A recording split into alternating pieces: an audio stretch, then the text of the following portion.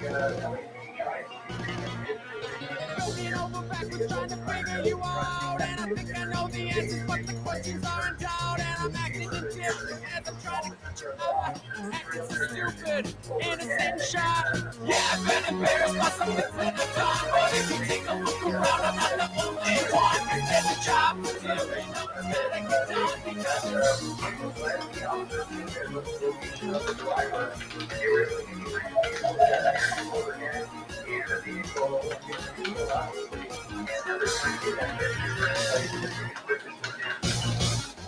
try to play it cool and like I know just what to do. She ain't got nothing on me. I ain't a sucker fool, and she's acting indifferent as she's shaking like a snake. Writhing on the floor, thinking I will get the bait. Yeah, I'm embarrassed by some things that I've done, but if you take a look around, I'm not the only one. There's a job for you, and that's gotta get done because shoot miles an hour. Because shoot. Now, right now, you're bringing our sponsor, so you'll get a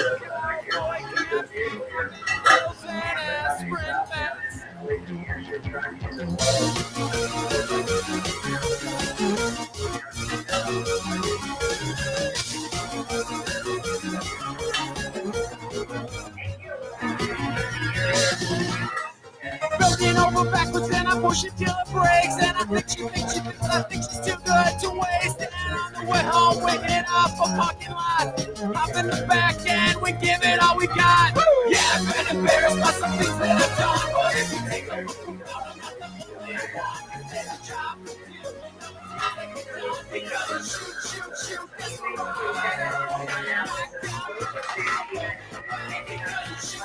shoot. Leather boots and cowboy caps, popping pills and aspirin baths, born and bred on pure imagination, selfish creatures fall on infatuation.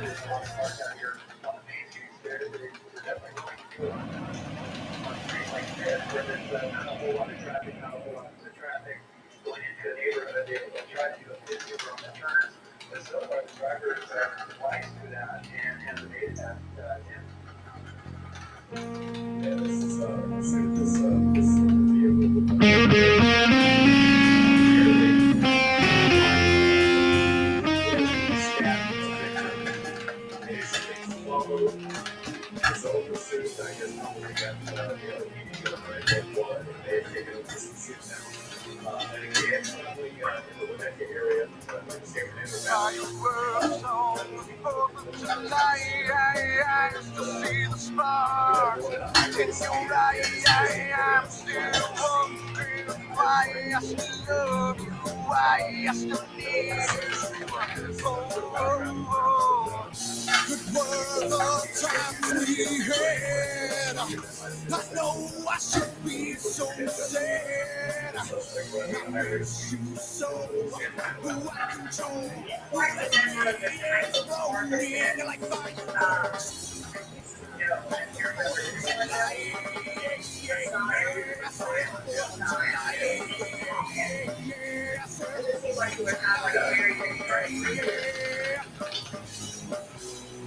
Yeah, this is like it in the forest show. I don't know if that would be able to travel, but it hasn't really much more Outer space reminds me of your beautiful face to back. She's never coming back. She's gone. Times we had. I know I should be so sad. That's me exploding like fireworks. Yeah,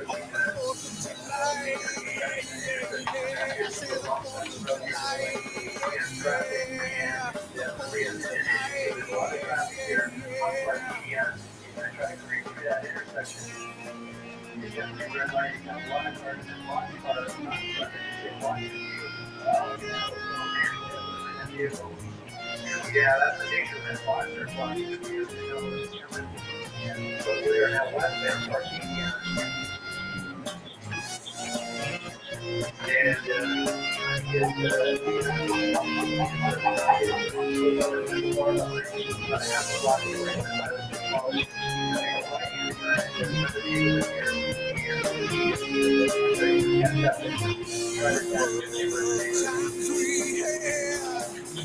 I know I should be so sad.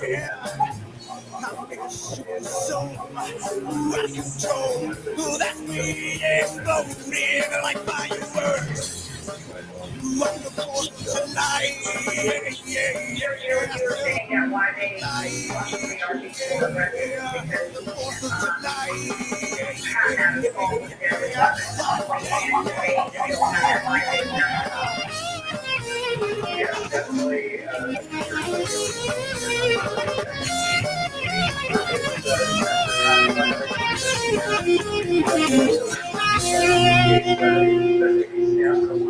That's going to be an issue.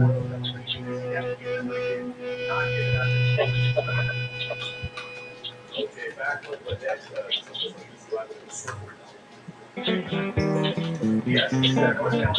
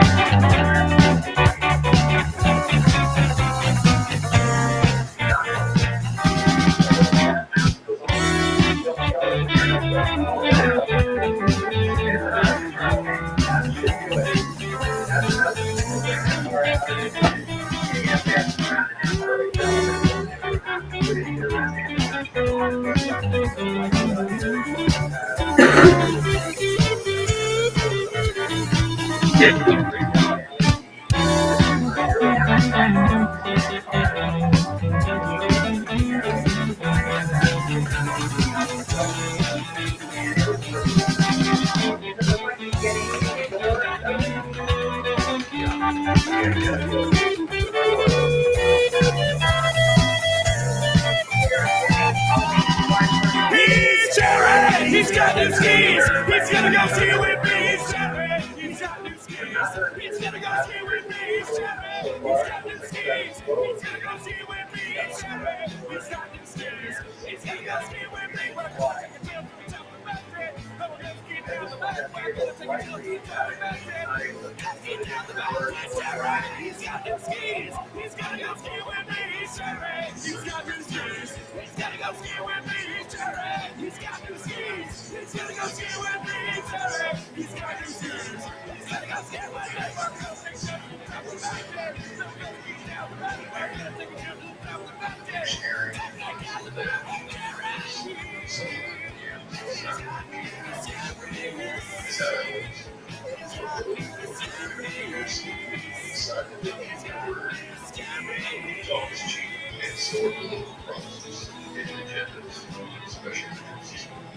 This is why we created the Citizens Class of Idaho Pledge.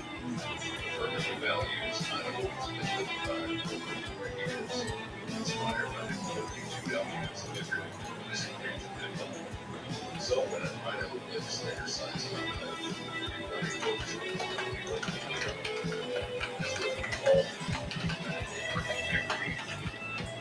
restores trust and honesty between voters and their legislators. It means protecting our shared values and ensuring your voice is heard.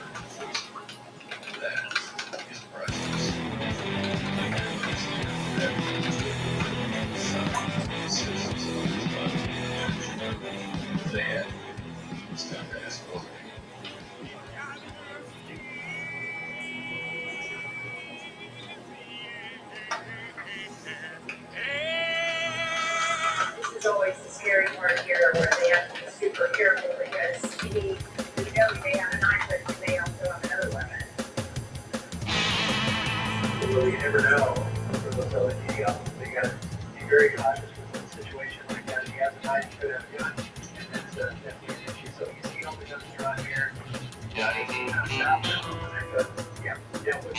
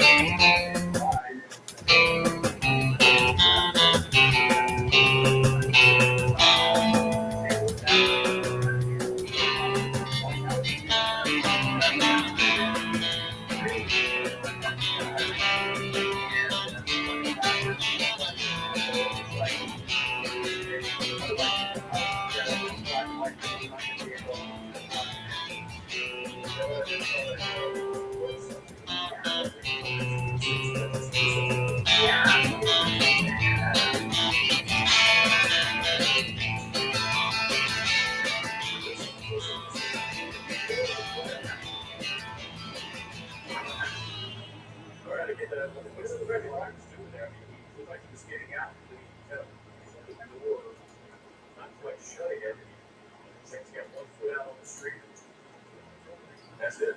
Yeah.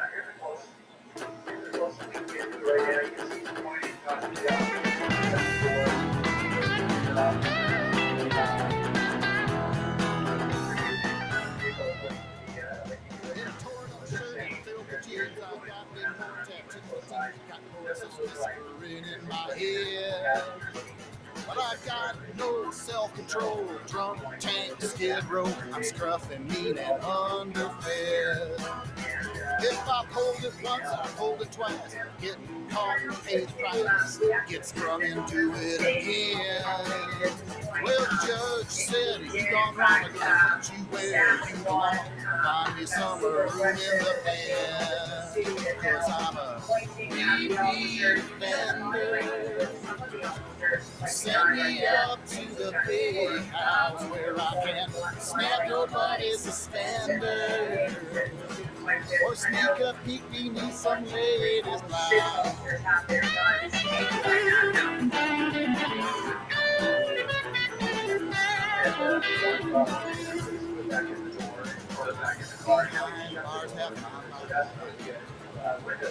A cut toothbrush into a knife.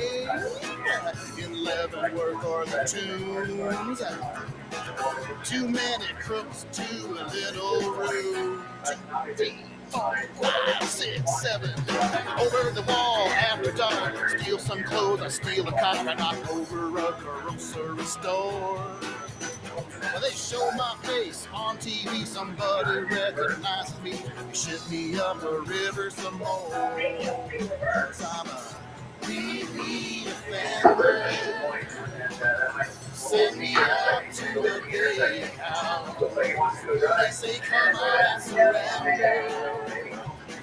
Got me surrounded, there ain't no way out. Repeat offender. Repeat offender. Repeat offender. Repeat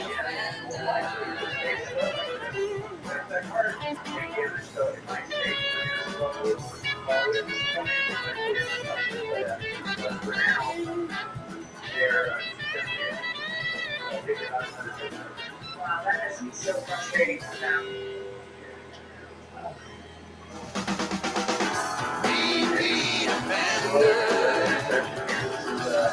area that started that slower response.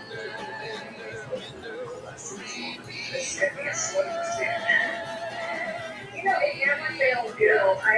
We've covered so many of these. It seems like every vehicle that is pursued has tinted windows.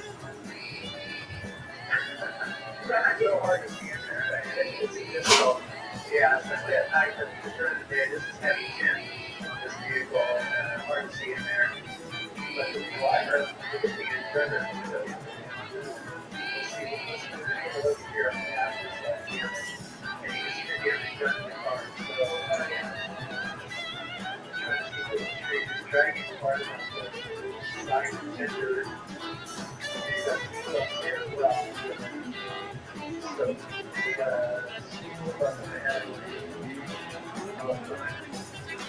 but here we go.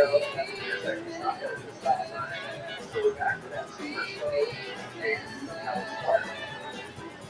And we see the lights are driving faster now. I guess that's a bit of good news here. It's not driving too fast. It does look like it's thinking that he's looking for the exit of the gas station. Now, So it's the same as we're not going to know if he's driving this slowly on his phone or if the vehicle just won't go that fast.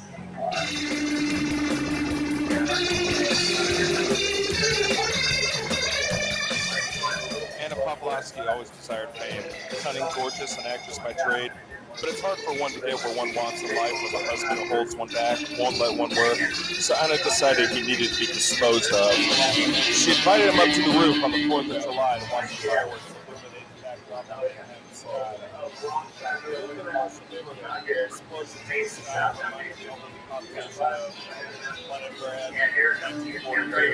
So there were no witnesses on the other roof as Anna pushed an unsuspecting Alex off the roof. The 6-story wall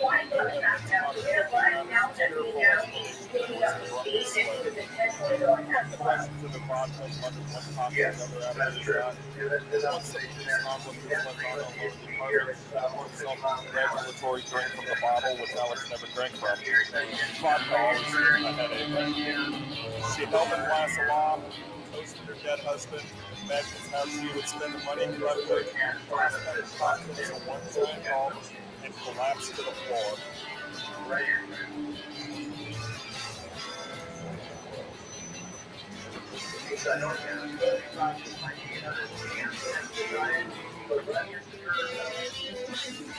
Alex had always thought Anna was a pussy. He'd taken a girlfriend, thought a divorce would be too expensive and take too long, whereas poison was instantaneous. The landlord found her body the next day while stopping by to check on the grieving widow. Toxicology reports, statements given by witnesses, friends, etc. ruled out suicide. Papers had the story the following Sunday. Turns out Anna would become famous after all. at least this is a safer situation for the officers now. I mean, the last bit they were in front of this vehicle, which obviously don't want to do, but now they're behind it, which gives them a tactical advantage.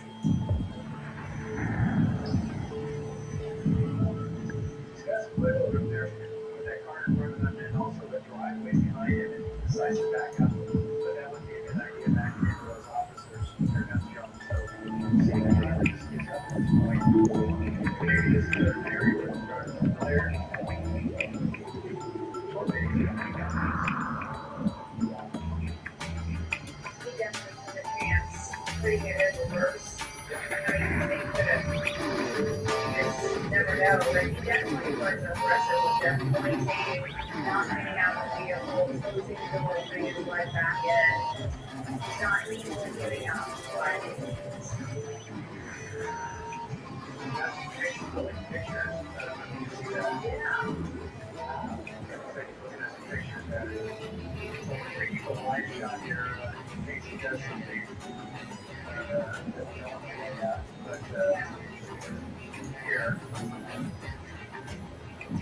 Yeah, again, this is it's not a stolen vehicle.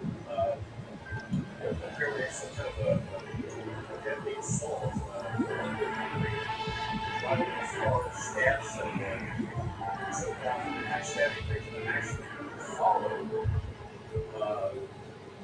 person driving this car was safe to contact the police, and the police took over pursuit. Streets were safe in the area, and you can see one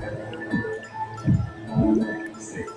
And there was a fire took place, so they started backing up, and drive and they went. So, unfortunately, it's everything is transmission is two days have been happening now. So maybe this guy's not realizing that this is included.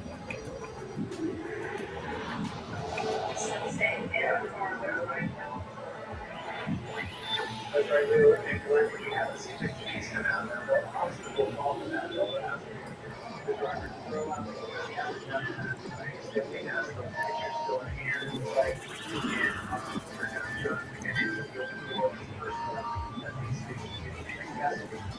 But, still, I'm not going to be cancer, and I'm going to take this point, and hopefully the driver will send the video to allow the community.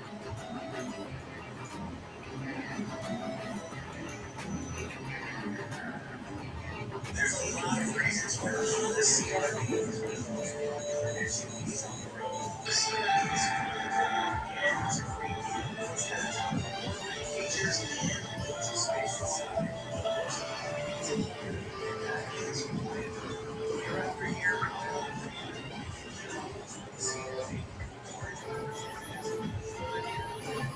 See the CRV for yourself. See your Southern Idaho car dealers today.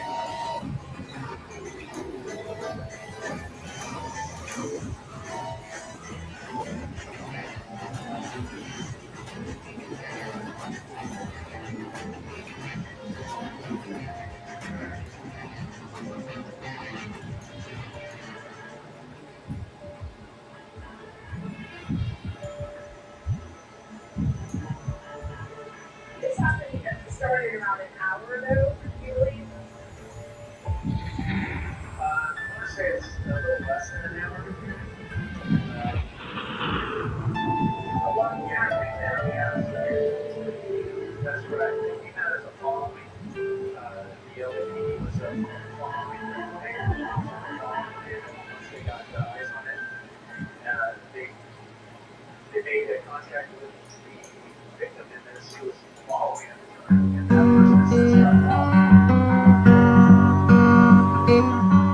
now they're going to try to put it together. The center of the sky, does your freedom lie? Was the species understood? Did you all just die? Spread your wings and fly away. They know not where you are today, but they'll find you soon on the way to the moon. So please heed the words I say.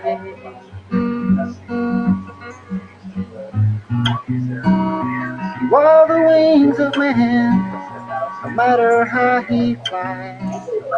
Though you live on land, your life is in the sky. Someday whenever man grows weak, you regret once taking your life. You are beauty at its peak, descendant of the sky.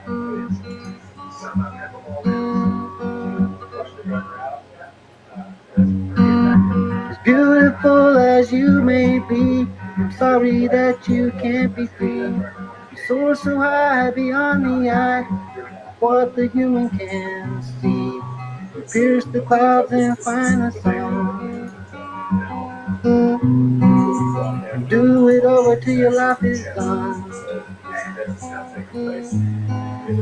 Yet they bring you to the ground, then imagine they have won.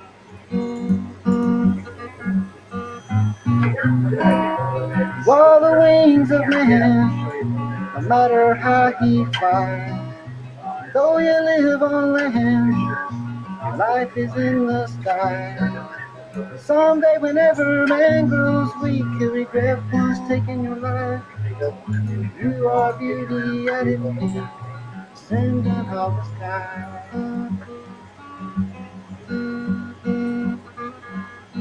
So this has any wonderful futures.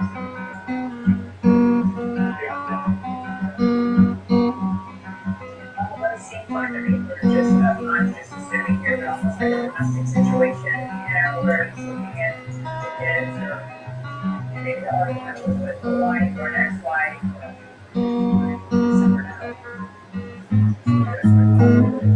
Why you live only to give birth? That thing to do is just to surrender. They don't understand what you're really worth. Then you can't expect them to. They're descendants of the earth.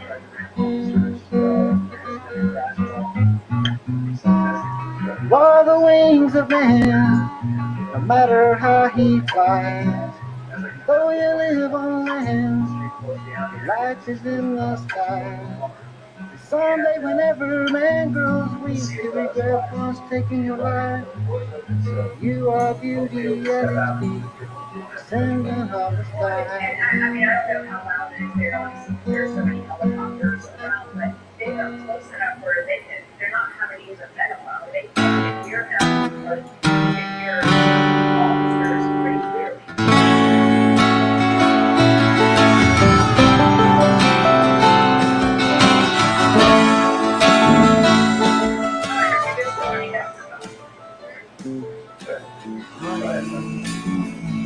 Sweet like sugar,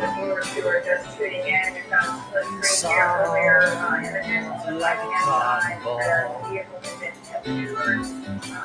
like candy, just a little, because I'm gonna want it all.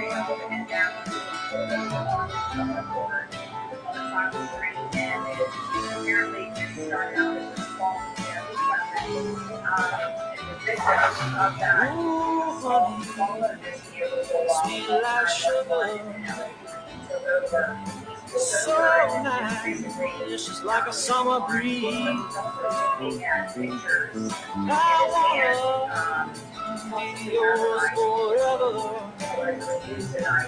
Say, babe, hey, come,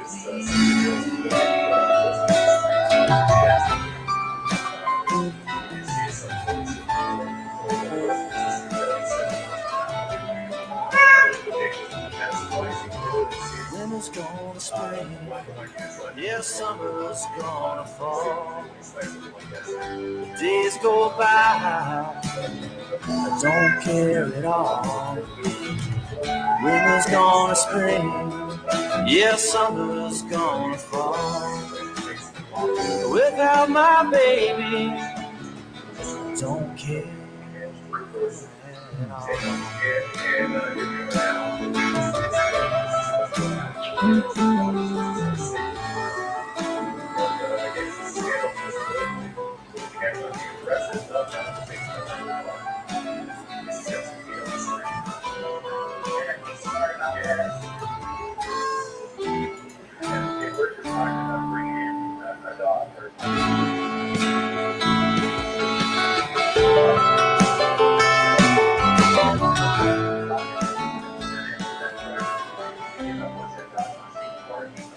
Whoa, sleepy, she's a lazy river. Come and lie down next to me. Be here, till it's just like a heaven, like I'm living here.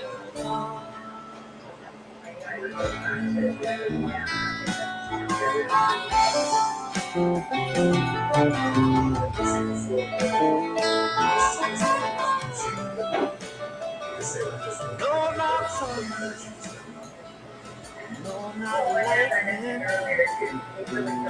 not mountain, well, I just a picture to feel down my love for you. It says, because you're mine, That's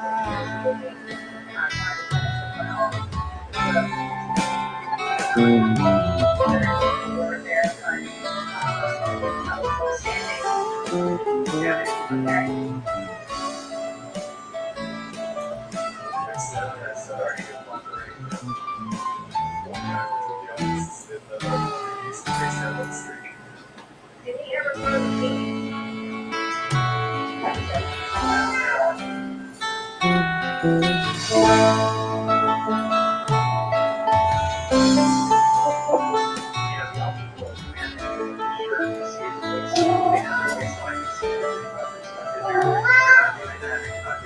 Got his hands on his head, and that's good. So, next step will be, like you said, lay down on the ground there, we'll walk the rest team is ready to go here. He's going to go down on the ground.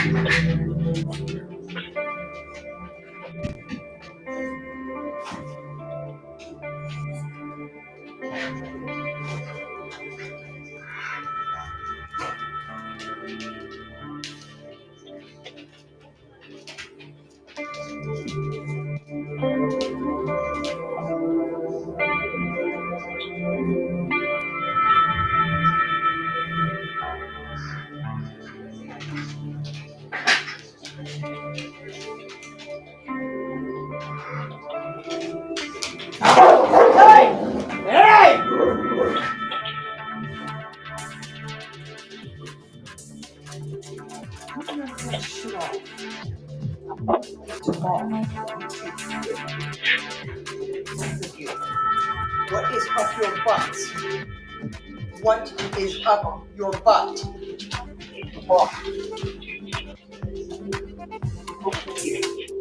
What is up your butt? What is up your butt?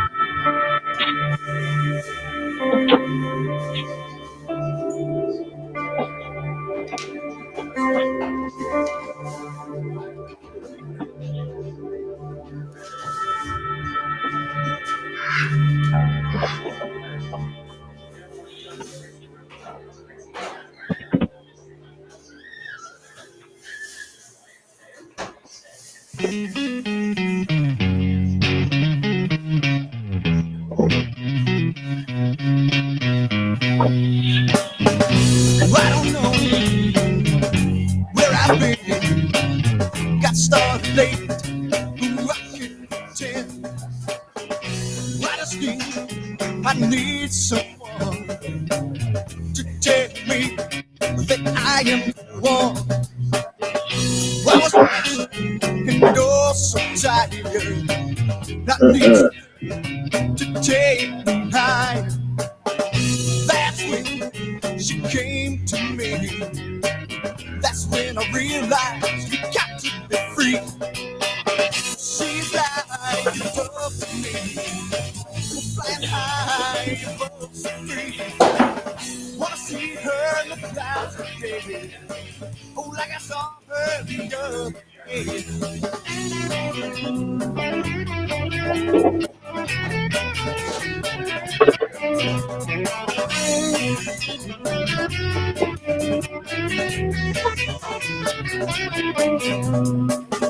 I was lost and almost gone.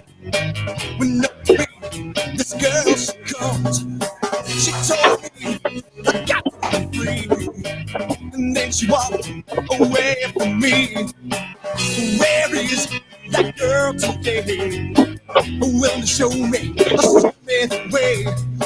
I miss that girl so very much. But she's the one I never will touch. She's like a dove to me, flying high above the free. Yeah, yeah, yeah. Wanna see her in the clouds today. Oh, like I saw her the other day. Take it down now.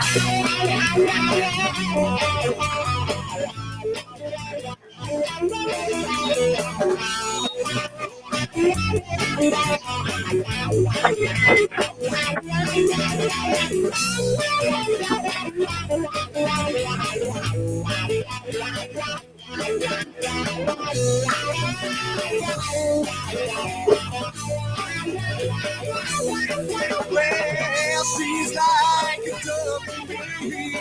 She's flying high above the tree. Yeah, yeah. Wanna see her in the clouds. Oh, like I saw her the other day. But she's like a dove to me. She's flying high above the tree. Yeah, yeah, yeah. Wanna see her in the clouds. Oh, I saw her the other day. Oh, flying by, babe. Oh, flying by, hey. Oh, flying by. I said she's flying so high. Yeah,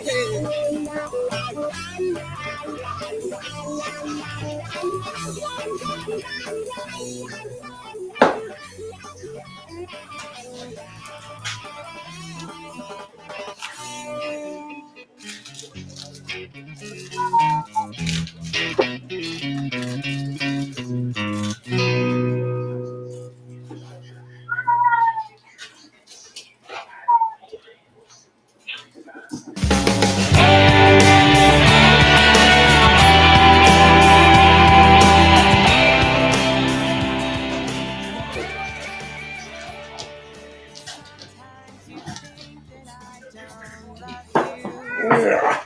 And I know it's due to mistakes I've been making and chances I'm taking on us.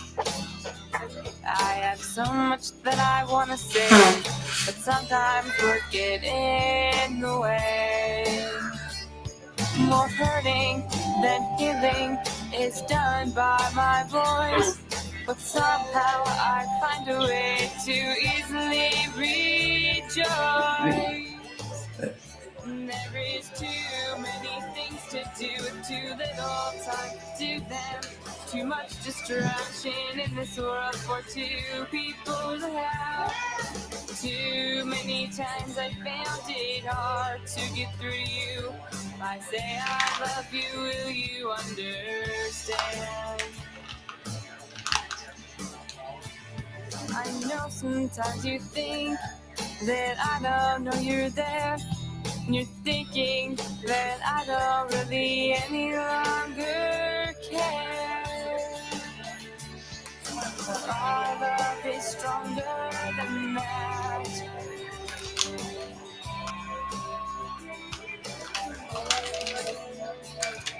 And I'm living miles away. I'm thinking about you every day, every hour. 'Cause you have the power to hold on to me.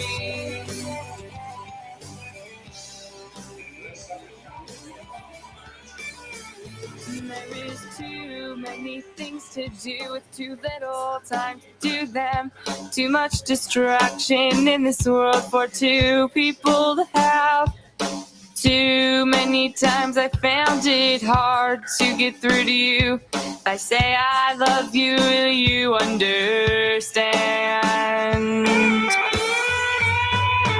There is too many things to do with too little time to do them. Too much distraction in this world for two people to have. Too many times I found it hard to get through to you. I say I love you, will you understand?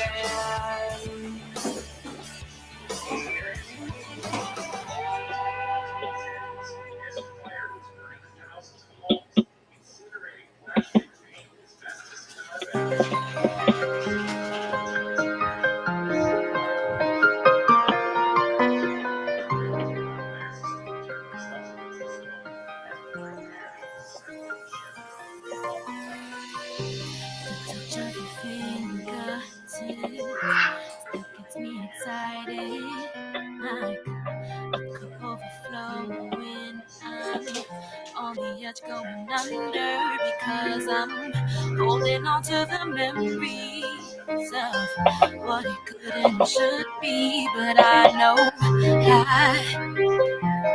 I should let it go. But love won't let me walk away, 'cause I still believe you'll come around one day. Oh, but please don't let my poor heart wait in vain. If you don't love me, if you don't love me, then just walk away.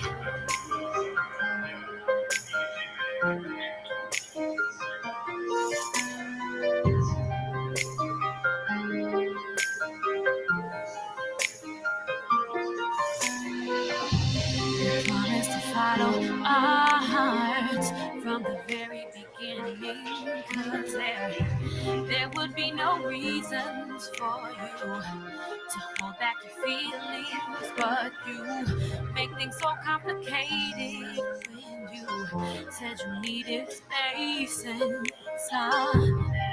How can you look me in my eyes? How can you tell me you can't?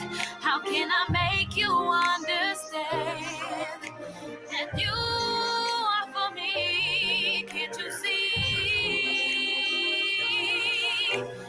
Love won't let me walk away, 'cause I still believe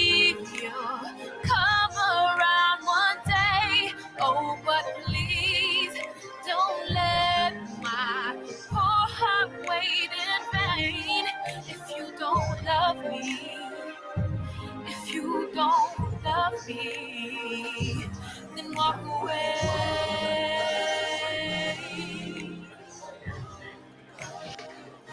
Then walk away.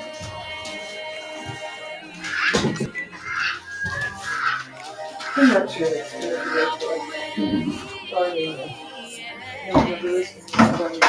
Hey, you're watching it. It's all the spoilers. Walk away, 'cause I still believe you'll come around one day. Oh, but please don't let my poor heart wait in vain. You don't love me. You don't love me. Then walk away.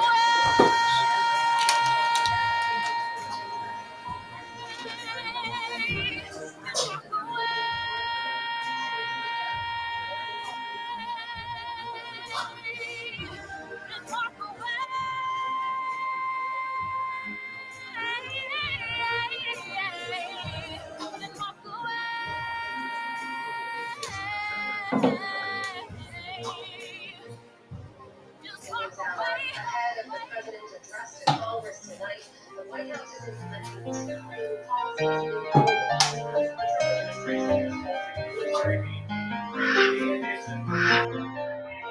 Tariffs on Mexico, Canada, and China. That sparked wider trade wars and market plummeting for a second day. We start tonight with international tariffs on Mexico.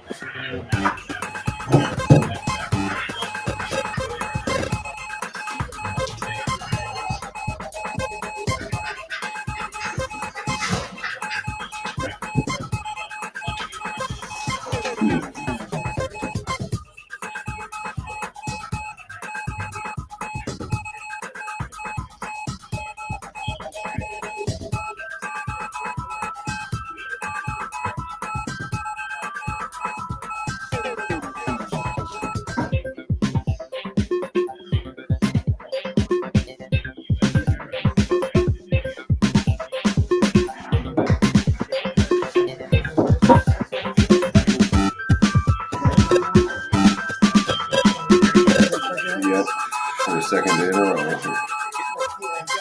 Yeah.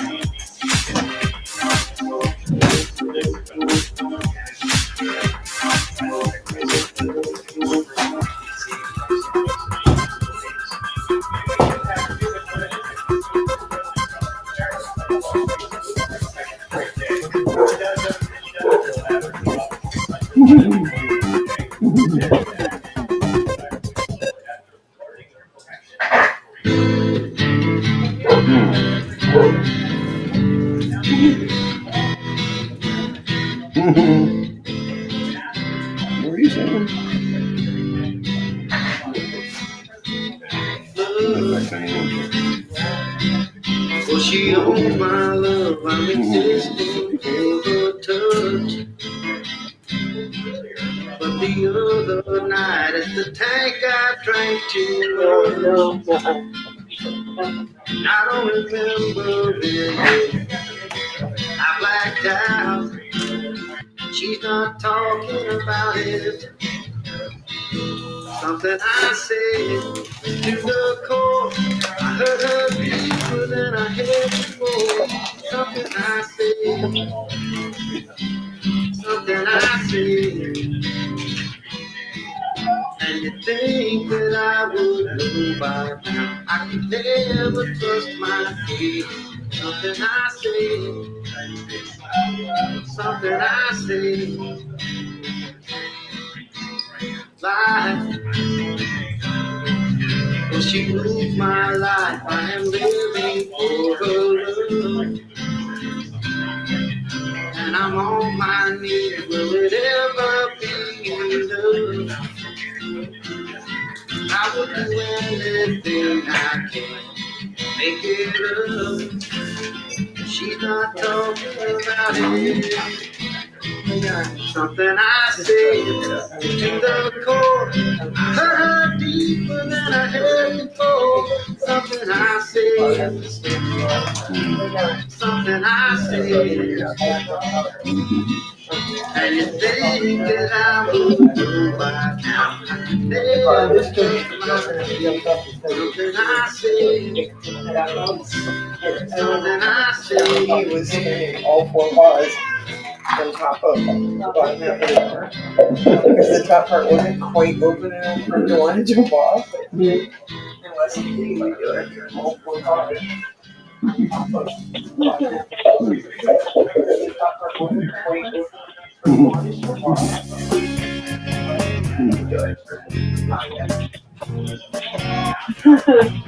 But yeah, it was balanced. It's pretty awesome.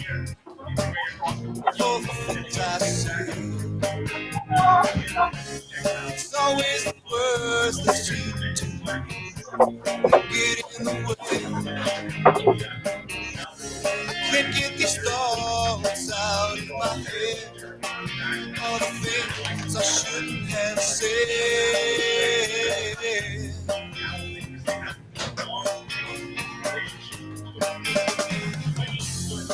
I'm gonna make everything alright and give you something more. But I always seem to be walking into your right door.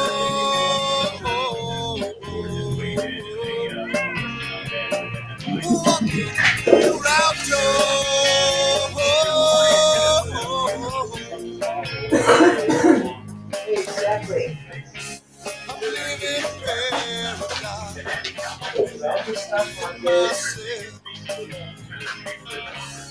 Torn between two worlds of love. Selfish where I'm sparing thin. There's no place to hide. I hear it in your heart and night. I see it in your eyes now, baby. So I'm gonna make everything alright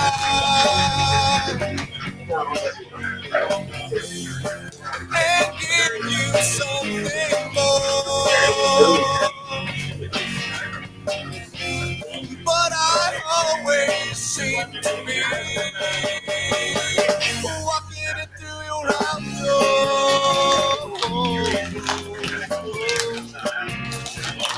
Walking it through your house door.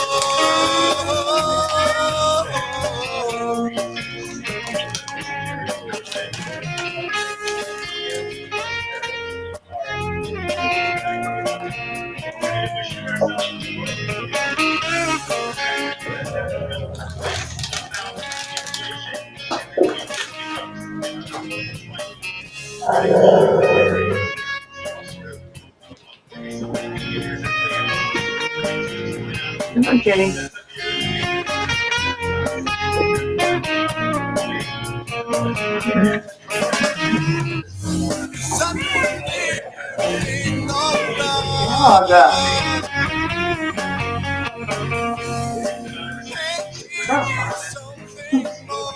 Just go drop. Always seem to be walking into your outdoor.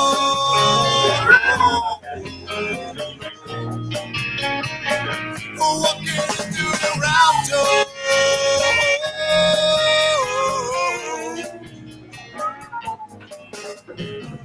Always seem to be walking in through your outdoor. Oh, yeah. Oh, into your outdoor. Once they made that statement after the Trump administration called all military bases and tough Into your outdoor.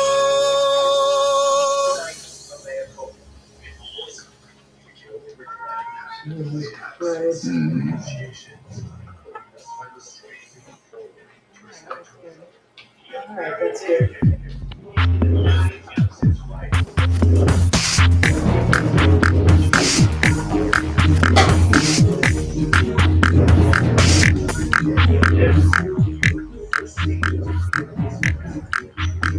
Not bad. I don't know what's done.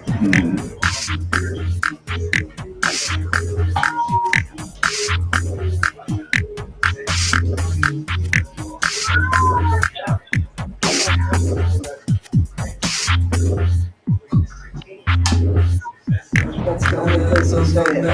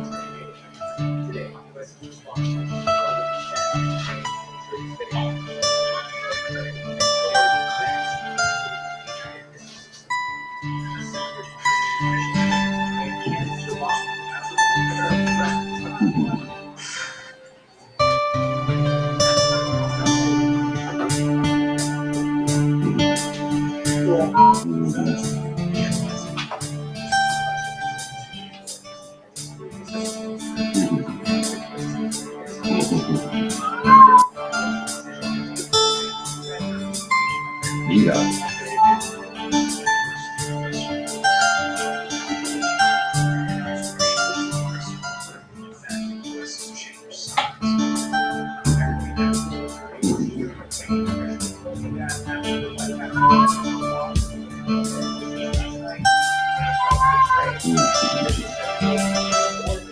So what point do they have to go back to us?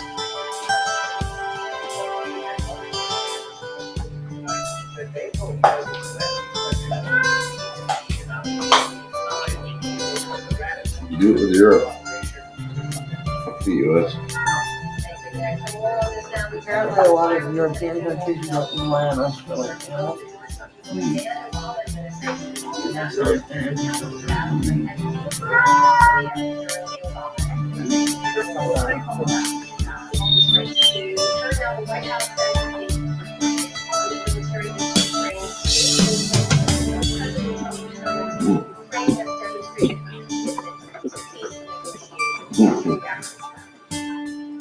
Bullshit.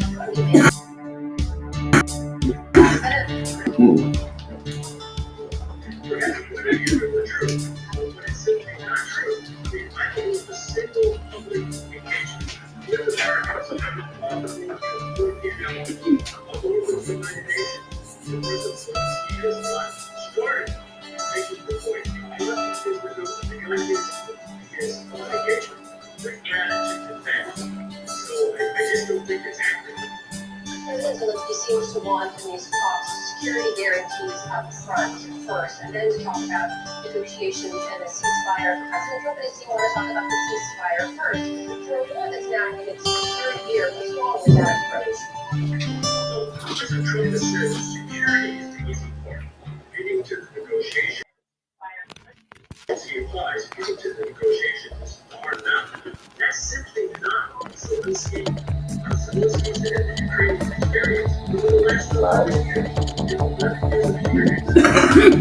Yes, Ukraine and Russia, which have been keeping that violation, and yet the country has no security. So it's quite, I think, understandable that Zelensky requires some kind of war, some kind of incredible guarantee to security.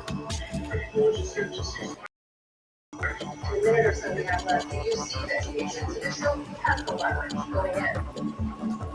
Leverage is a big thing we've already discussed. I think we unnecessarily sacrifice some of our leverage in front. I was using a statement today as very interesting. We offered some good ideas. One of them is a physical currency called confiscation. So we exchange prisoners. A ceasefire, great strikes from the sun. So these sorts of introductory measures, measures can be set in place to build some momentum. Retired Lieutenant General, thank you for your time. Always good to speak with you.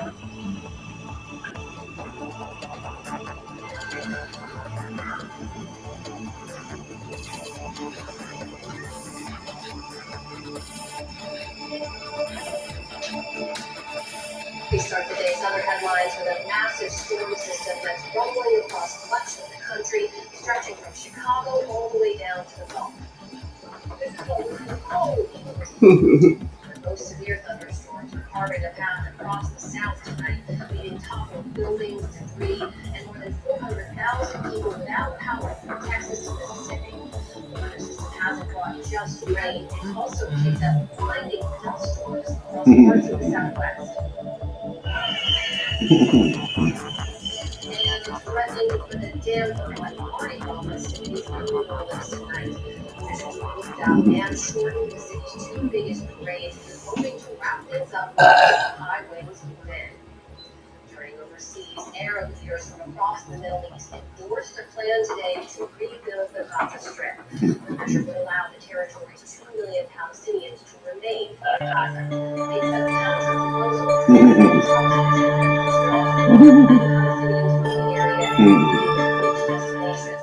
Experts warn such a plan would be forefront under international law. At today's summit in Cairo, Egyptian President Abdel Fattah al-Sisi laid out his $53 billion plan under which he asked the sea powers to control independent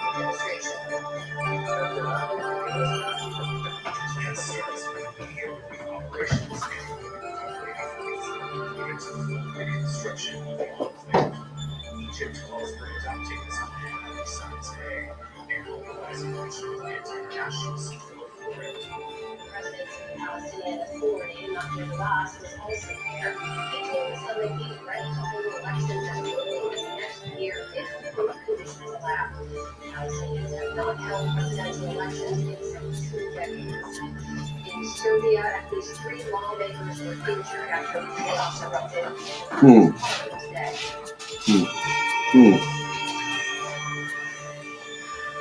Opposition lawmakers threw smoke bombs and flares as the chamber was set to vote on a measure that would increase funding for universities. They say the session was illegal and that Parliament must first confirm the resignation by Minister Peter Jaway, who was stepped down in January after months of anti-corruption demonstrations related to the collapse of the train station canopy in 2015. Opposition parties say the government has no authority to pass new laws and are calling for new elections. The U.S. Senate has voted not to move forward a bill that would ban transgender student athletes from participating in women sports.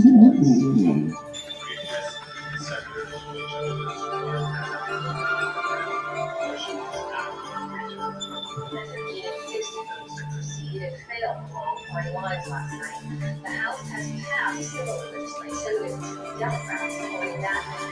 Republicans, led by President Trump, have frequently ruled ways of pushing transgender athletes, framing it as unfair to women and girls. Democrats argue that such measures distract from more important issues facing the nation and could further isolate and harm transgender youth. Investor group led by U.S. firm BlackRock is buying more than year-end now. Currently operated by the Holidays CPA Hutchison. The center of dispute between the Trump administration and Panama as President Trump uses China influencing critical government. Last month, Panama's president denied that China had any control in their operations. $23 billion deal requires approval from the Panama's government. And now for some exciting news about celebrity lovebirds who found fame online. Jackie and Shadow of California's Big Bear Valley are now proud parents of 2 baby eaglets. Yesterday, a live stream showed them crack into 2 of their new eggs. Then, just before midnight, the flight entered the nest. Over 80,000 viewers tuned into the live stream this morning to watch the protective parents admire the eaglets and monitor a 3rd egg, which is expected to hatch in the coming days. Congratulations to Jack and Shadow and the members of their family. And from the beginnings of life to the happiness of Robert The cycle of life.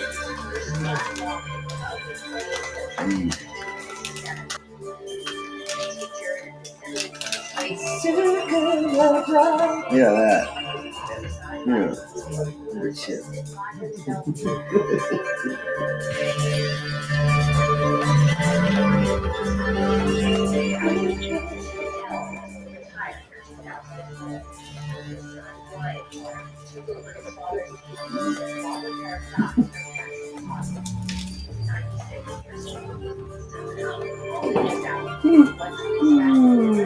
Shit, Till.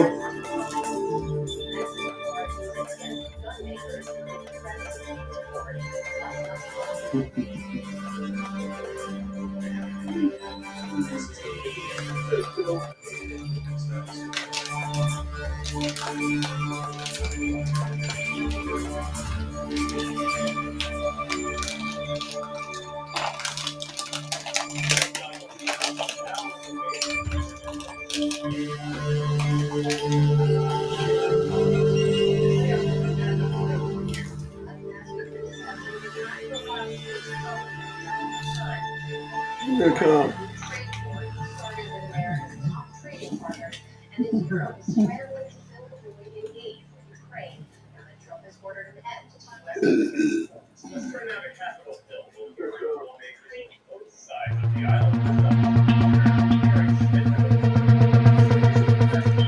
Shrimp chips.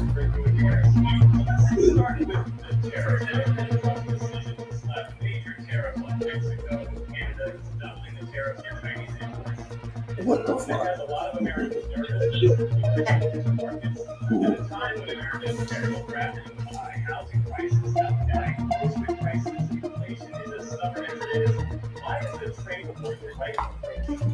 It's not.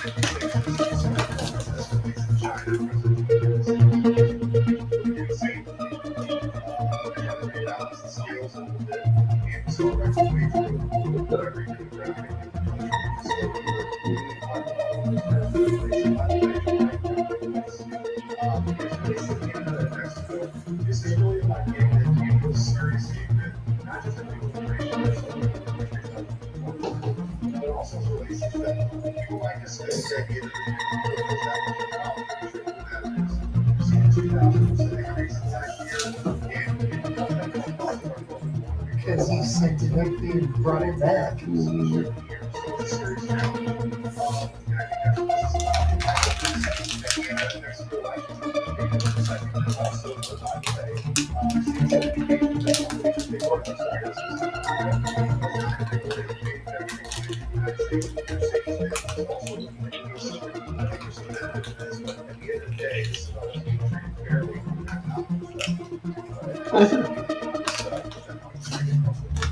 Canada and Mexico are just America's biggest trading partners. They're also Missouri's biggest trading partners. They've got a really active agriculture and manufacturing industry. There are a lot of jobs on those industries as well.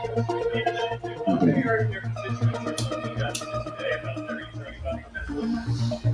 I think we just want to see transparency. So if you look at a lot of these circumstances, tariffs, right? They're being treated the same way that they're being treated here. And that's what this is about. For a very long time, including Europe, they've been ripping us off. We can't sell an American car. So I think it's also important to keep in the context, like the President Trump's first rate, this trade policy is not in a vacuum. If you have control over this, and also that's why you didn't see inflation. That's why you didn't see inflation in July. Because you saw governments particularly in this country, they're also referring to what is the cost of everything in the grocery store. So it's part of the process. And I think that the ultimate Americans by saying She's gonna slow down any energy production here. Fucking like, opened up more. That's no bad to these other people. Any other American?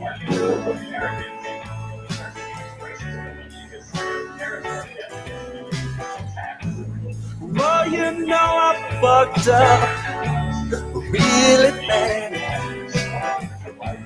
I feel like I opened floodgates of distrust.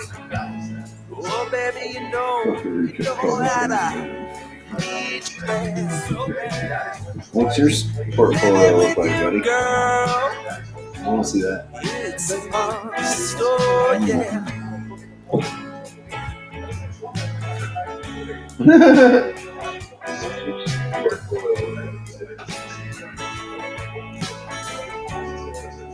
It's feeling amazing.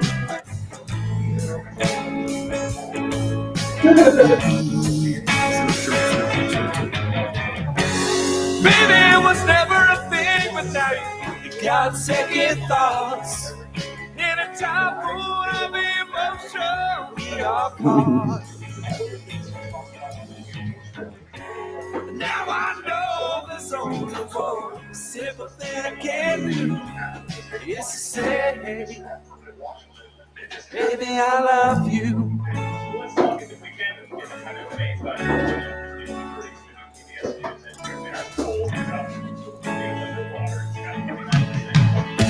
If you were caught in the clutches of a crocodile. I'll kill him with a spear just to see you smile. Then I'd sweep you off your feet and then we'd swing away on a vine. Because they stop pushing them over the border. Just knowing that you're mine, all mine.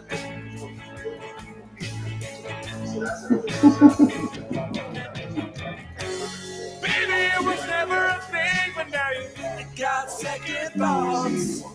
In a typhoon of emotion, we are caught. Now I know there's only one, a single thing I can do. Big time. From all this shit. That sounds crazy. Because of the tariffs in China, in particular. Baby, I love you. Everything else.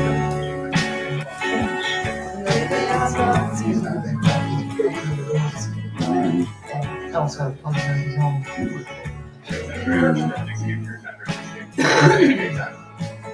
I imagine his goal is to be the richest man in the world.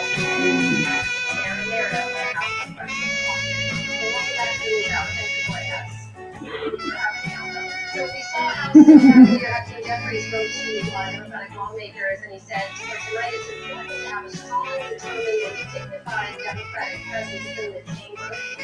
Some of your colleagues in the Democratic Party that are spearheading tonight will you be attending and why?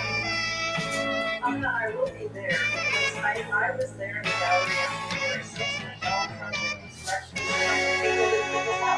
and tonight I feel that it's very important for us to reclaim our house, to reclaim our chamber, to sit there and be able to be very serious react. So I a set of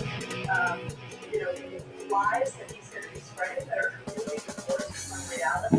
And I believe that once again, people tell the American people that he's doing things for them, when in fact, the American people know that he has done nothing to lower costs for the American people. In fact, what he's doing with this increased focus framework is levying taxes because that's what shows it, is a tax from the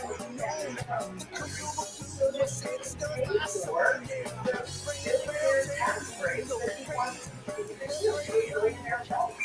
Somebody. Well, and mostly, he's just assuming he'll be in billionaire someday. He doesn't give a shit about his political friends. Us would be great.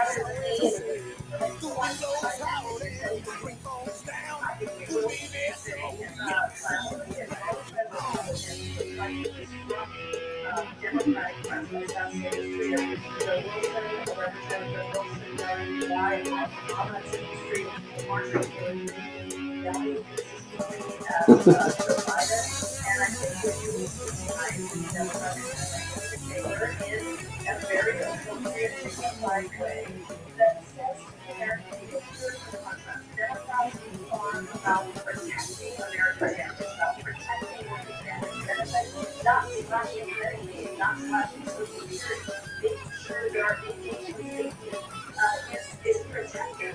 That's why my guest tonight is the fabulous president of the Flight Attendants Union, 55,000 members across the country who work every day to take care of the public safety, even as well as inspiring so many people.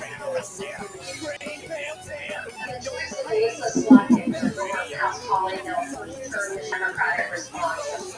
A strong national security background, she's a plated seen as being a President Trump one. And why Slotkin and what's her message? Melissa's terrific. Why Slotkin? The House, and I think she has shown dissidents and states that Donald Trump won. If we can distract him, then he's slot.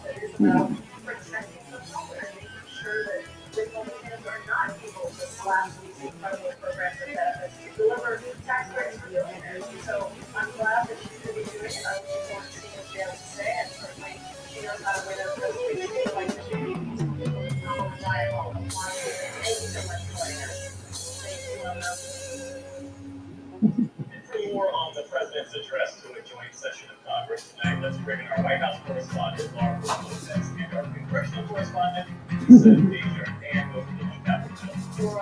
Over the ocean's Laura, that makes you tide, happy. your love is pulling me tonight, drifting helpless at your will, wishful waters deep and still.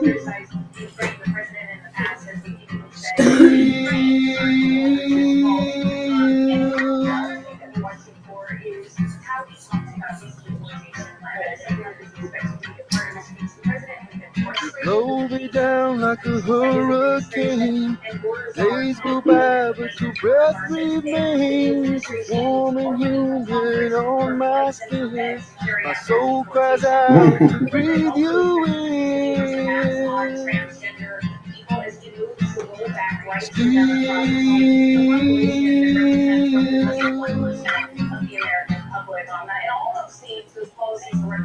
Still looking forward to your tidal wave.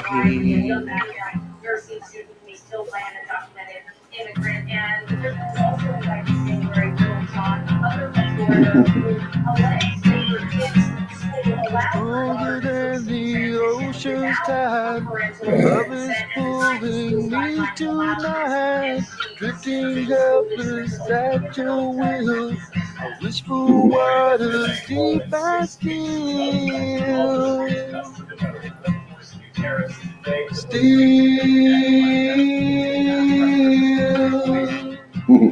There's a lot of questions that Americans are asking about the economy and super confidence. Blow me down like a hurricane. Days go by, but your breath remains warm and humid on my skin.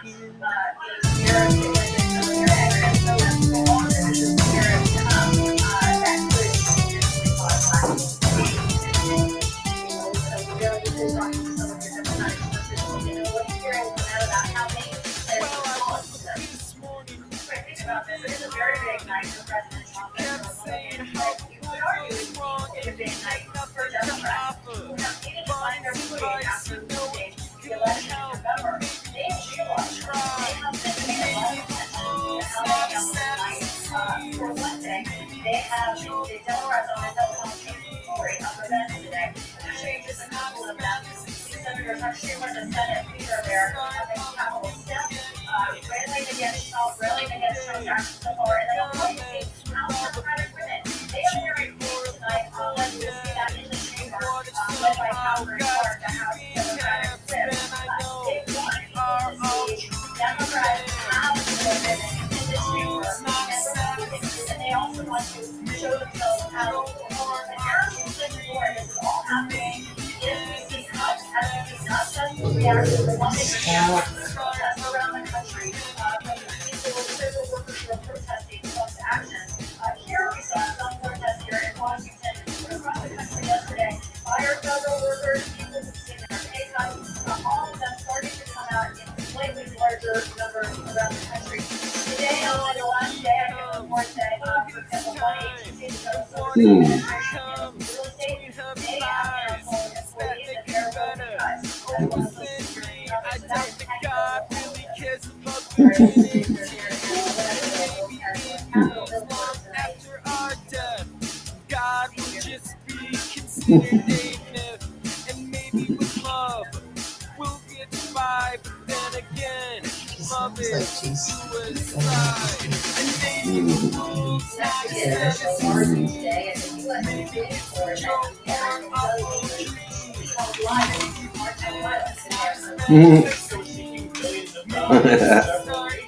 Awesome. Yes.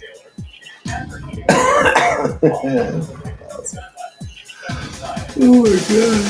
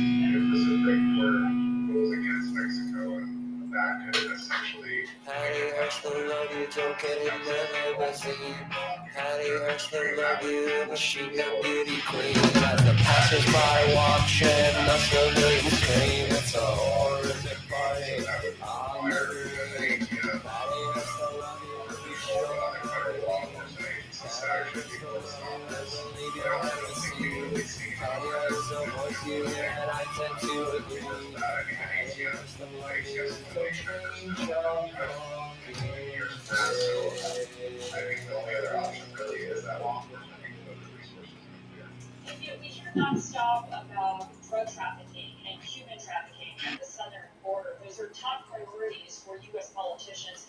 Does that discussion need to include counter policies there? There's all on the drugs and why She sat alone at a cafe table in a skinny striped blue sundress. Her long hair flowed over golden shoulders. Everybody, I must confess, the most love-struck boy in the room was me, and that goes the same forever since. Or were we meant to be when she took her seat? Or was it coincidence? Or was it the backbeat on wire and wood and the rhythm of an old school song? She looking for something good out in pursuit of a happiness, but turning people's head in her new sundress.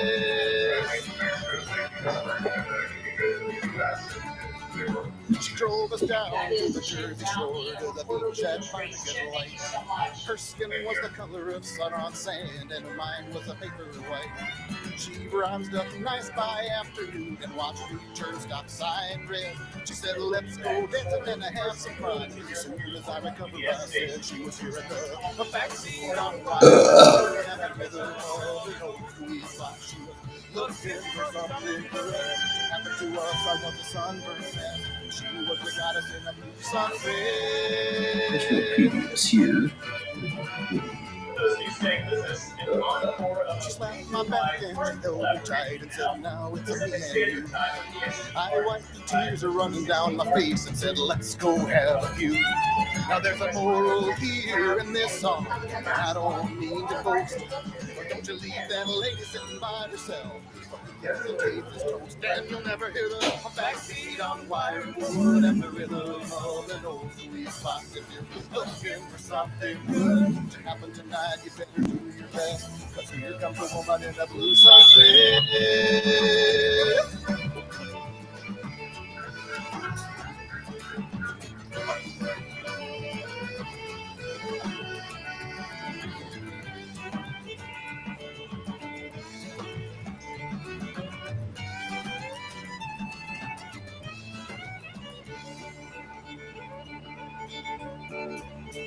You'll never hear the backbeat on wired wood and the rhythm of an old sweet song. Looking for something good to happen tonight, you better do your best. Here comes a woman in a blue sunset.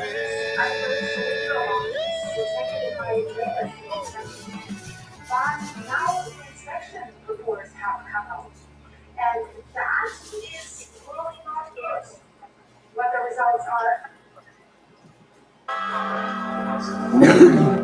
That is really not good.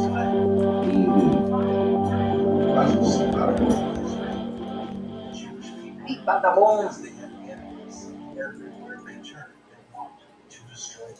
We believe in Israel. We believe in them ahead of tourist season. So there are major earthquakes on that has rattled Santorini, they say, since the end of January, is dying down when it comes to the number of earthquakes, but we are still seeing larger ones. The magnitudes, I mean, we haven't seen something like 5 for quite a few days, but it's still there. So it hasn't gone away completely. So illegal hotels and hotels, how the experts are calling this Santorini's building crimes are a disaster waiting to happen. And it seems that especially the hotel owners have used a loophole. I don't even know if I would call it a loophole, because they were kind of like not telling the truth about their buildings in order to fall into a different category to avoid restrictions and building codes. So this is interesting, guys. So Santorini is a very popular tourist destination. For those of you who don't know it, 3.5 million people approximately come to Santorini. For that little island, that's a lot. And they have discovered dozens of illegal buildings that currently are at risk in the event of future earthquakes, and they still have the grappling going on right now. The Ministry of Environment and Energy has released its findings just right now. And they have done inspections already in October and November last year. And accelerated scientists are pointing towards the fact that there might be even more. So there, accelerated is basically saying almost 100%. So the authorities have discovered that many of the hotels and the tourist accommodations on the island had falsely registered as pre-1955 structures to bypass stringent regulations. That's a bummer, because that means, there might not be really safe, but it also means, okay, there are all the buildings on the island that are also tourist destinations and accommodations, and they don't even meet sprinkler regulations. So remember, why Santorini has its crescent-shaped one, that's a caldera, that's edge of a volcano, of an ancient volcano, and they want to preserve their iconic white cliffside buildings because they're the tourist attractions. Live in a pool that has an overhang on the cliff. You look straight down, almost really cool, but is it really safe? Because the problem is even on these cliffside buildings where the regulations are the tightest, illegal construction has been found. So among the buildings that they have identified in this report was a tourist accommodation located in the Caldera's protected zone that has approved its size. And they have gotten a fine of 191,000 euros. But the size isn't too much for that cliff. Remember Alex Salentis, he said, well, and others said the foundations are not correct, they're not too bold, and you know, are illegal, want to be cut corners because it's illegal, they need as many buildings for tourists as possible. So they're giving dire warnings because these cliffs are volcanic. So they're not super stable. And then they found other buildings, and remember, this is 4 years away. So there could be some more damage here, but that they expect right now. Because there are risks of that. So let's see how it's coming up and goes down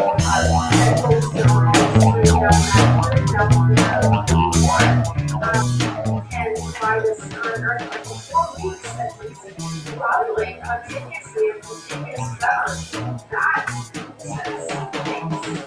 That has exposed in the ground, and I constantly nagging on it and shaking it gets loose. And I have on my farm the doors that really cool. So I've constant earthquake on my 10 poles. So these don't have a for example, we have the small podcasts and swimming pools that have violated protection laws. So altogether, they have issued a lot of fines, almost €1 billion, in relation to the development of Caldera. But what I would like to do have the influence now is license. So illegal structures can be moved if they violate something so there was a protection of the island, not having no protection of the forest. So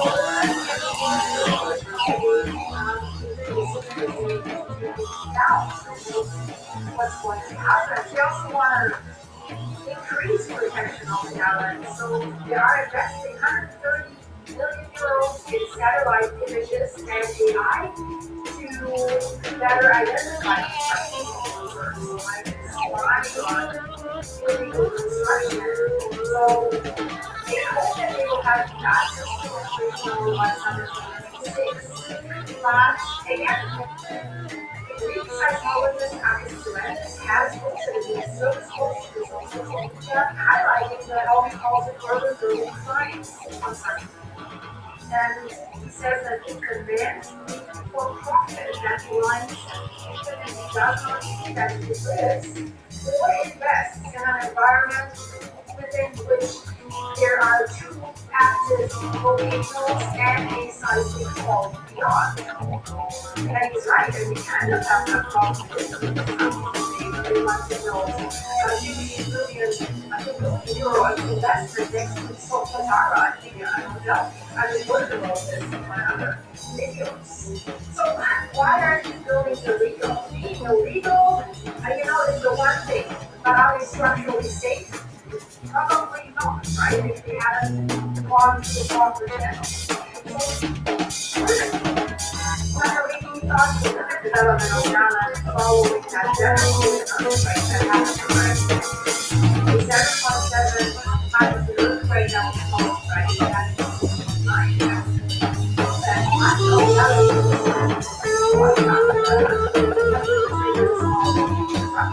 So the rebuilding effort was regulations that solely aimed to preserve its unique architectural heritage. It looks really pretty with these white buildings on the cliffs. And I'm pretty sure many tourists are not aware what such a building is. It could, again, a monster.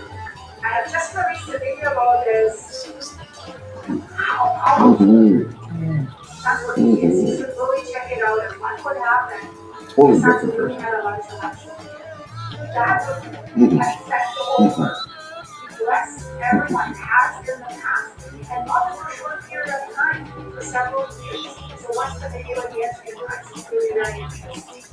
So again, what happened after the earthquake? Well, in the 1980s, I believe tourism developmenting at the pace and in an attempt to accommodate all these tourists, this influx of visitors.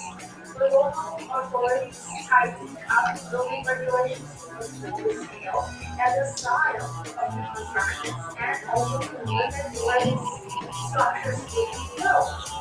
That's all good. Fast forward a few more decades, and Santorini's first state campus in 2023, 3.5 million tourists arrived from the island, and only 25,000 people live.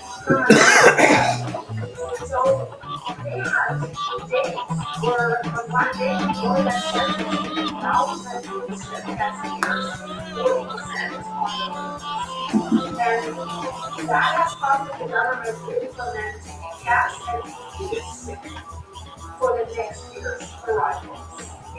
So along with this surge in visitors, there has been a huge surge in development because they wanted to make money. So for example, in 2023, the authorities said they issued 470 billion permits. That's a lot for us on island. And then there were 300 permits for renovations on the island. And that has caused huge concern among locals and conservationists. But I think that's You got no attention, and we have the same company you got no name. one of the seasoned scientists that work for the IATP are saying That's what they said about Jurassic Park, and nothing went wrong there. That's what they said about Jurassic Park. Yeah, alright. Nothing to worry about. Totally got it under control. Well, that one, yeah, maybe. You could eat you. Yeah.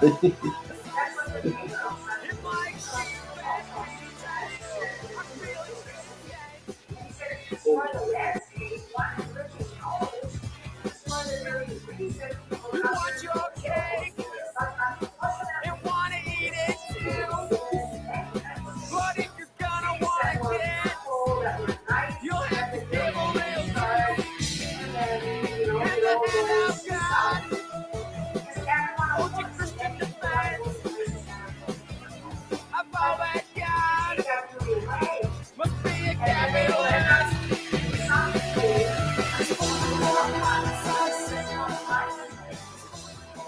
So they have made attempts to curb development. The environmental ministry announced the suspension of all building licenses in the Caldera of Santorini and the island of Asia in August 2024. So this suspension covers new buildings, extensions of new buildings, and reduction of security properties. And the change from what's inside In the silent reminder, keep phoning your ears. and then the earthquake It stage, begs water us to rip. and this adds It burns down your ears. as the nuclear example in the local resources, mobile well, we know how the fire will push the metals. So I'm carrying around water buckets in the bucket of my tractor, my watering boat, bigger ones. And sometimes if a hole fails, that breaks the water to the caster or if it's frozen or whatever, I have to drive the water out. And then I have this bucket and the water tropes in the bucket and it's full with water. Then so I drive and my tractor starts shaking, the water starts shaking and sometimes it shakes so violently that it makes the water flow flip over and fall out of my tractor bucket. And that's That even look is in your eyes. I've seen it one too many times before. Something's different this time. 'Cause I don't feel you coming back, so I don't think I'll see you anymore. I thought I loved you last forever, but I guess you'll never know. What I fear for these cliffhanger things. Gotta put this hurt behind me. When these earthquakes happen, we all say, Oh, but I "Hey, can't let get the go. water." Part of the crackdown is also that local planning authorities were tasked with reviewing all See you crying, baby. 'Cause I can see right through your tears, washing clean away your soul. Pictures getting clearer. Did you plan this all alone? Impressive, I got something to know. Thought I loved you last forever, the island itself is the remnant of a massive, but I guess we'll never know. roughly 1,600 Gotta put this hurt behind the me. largest recorded history. Oh, I can't let go. And the way you took me, blamed me for your very own. And the way you took me, I wish I was alone. Oh, the way you looked at alone. And illegal buildings could have catastrophic consequences. If there only was a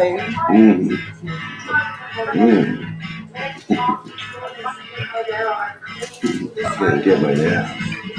I love you, man, but I guess we'll never know. I put this hurt behind me.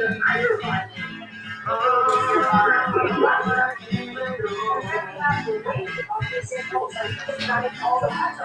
And the way you took me, blame me for your very own. And the way you took me, I wish I was like stone. And the way you look at I'm gonna be alone.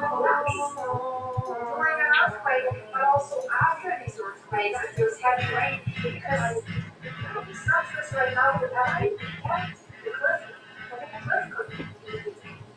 by this constant tremor. So basic new unregulated buildings being not adequately designed to take the science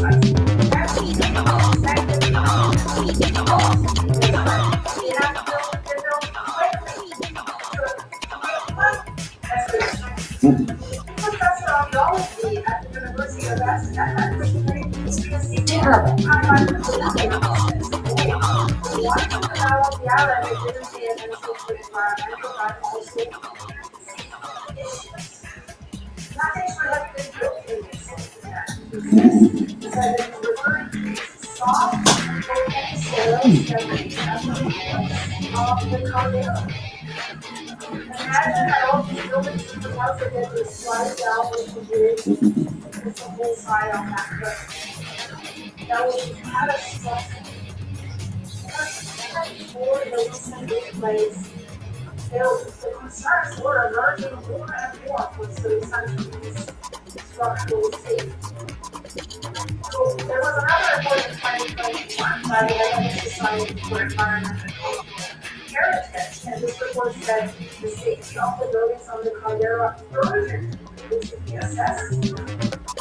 Many buildings had performance, and at least a quarter of the stories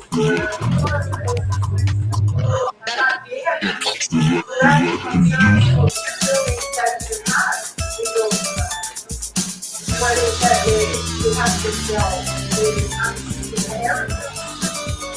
So this really sounds like a disaster waiting to happen, but there's more. Building permits were granted and manufacturers were built in Iran, and Alatua, like every construction way,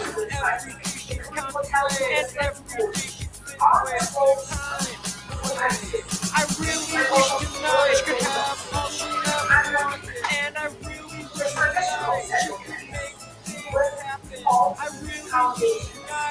A relatively small earthquake, according to estimates, will collapse right away. It happens, right? But they'll fly right into the sea. That's what he said. To me, that is collapse, right? It will collapse eventually when they arrive somewhere on the bottom. And he says, around politicians to prioritize science, I really wish tonight she could have all she ever wanted, and I really wish tonight she could make realities by 30 deaths years with how it fits us and letting science do their job. He was angry. He was also angry as part of the committee formed during that recent scientific learn of sciences, and he resigned from that because he said the government sent their representatives to the park. He said they should have not be there. They're not scientists. So he was really upset. For now, we know that the starter of temporary that the seismic activity that massive has been gradually declining. So the starters are now less frequent, less intense. And we have more than, I suppose, 25,000 earthquakes in just a time frame of roughly 1 year. And that is crazy. Each one of them, even if it's a smaller tremor, could have damaged the cliff, maybe the rock fall little and fall cement. Because the damaged foundation, if you're on a cliff, and we've had several that have exceeded 5.0, up to 5.3. So then you might ask the question now, since first this is coming out, and some people even have voyages in safety business. There has not been an official instruction not to travel to Santorini or the neighboring islands, either from the Greek government or other European governments. There have been some travel warnings during that earthquake storm. The EU says, yeah, we advise you to exercise caution to do this your early travel in space. But yeah, are people doing able to evaluate that? Are they really following events that closely as we've been doing it multiple times a day for the last few years? They're advising visitors to specifically stay away from buildings and avoid life indoors. In the event of a strong tremor, stay away from several floors and maybe as they could get into a stroke tsunami. Only a population of the ones that have left is also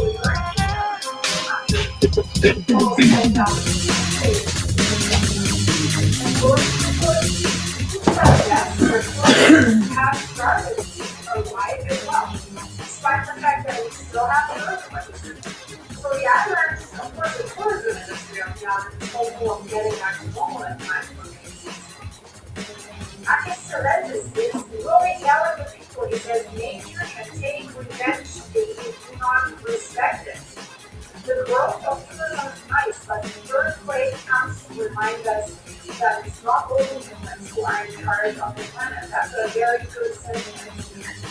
So the question is it wise to come back for the residents? It's really hard to tell because they need to live their lives as well. They probably want to prepare for tourism. So we'll have to wait and see, guys. I hope you like this video. Leave it a like, guys, and subscribe if you're new here. And if you want to support the channel, become a supporting channel member. You just have to click the join button. You'll go to the link in the description. And if you want to buy some coffee, for example, go to my buymeacoffee.com/certified. The link is also in the description of this video. And thank you so much for doing that, guys. Very, very grateful for all the members that the city has signed up, all my members. Shorter, but long-term members, you guys are absolutely great. Thank you so much for the support, for the support you're sending me here, and for the comments that keep going and helping my animals. So I hope to see you soon. For my fellow Bible members, I just released a new video. I think I have 2 stars that are important. So check that out in the I see you very soon, guys. Bye-bye. Okay.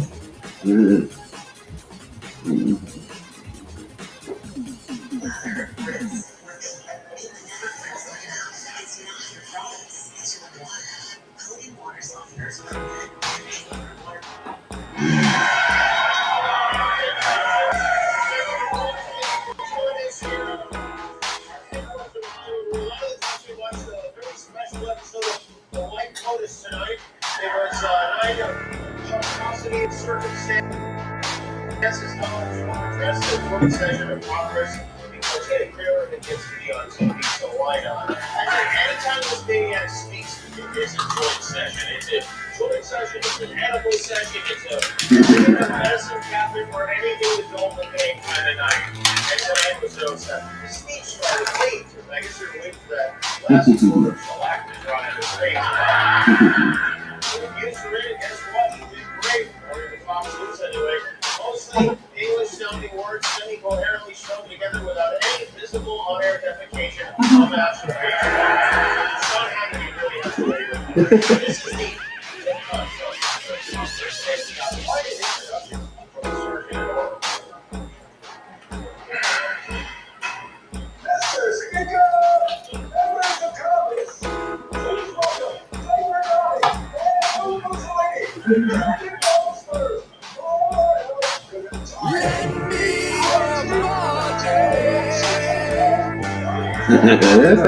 So great.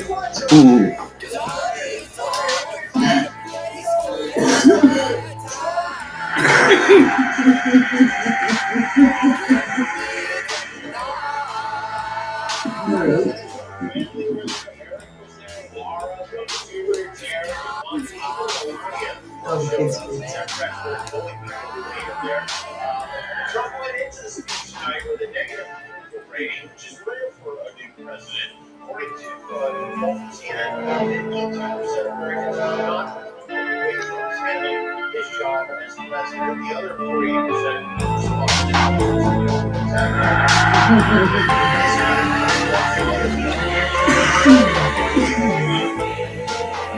of Democrats disapproved from 90% of Republicans. This is crazy.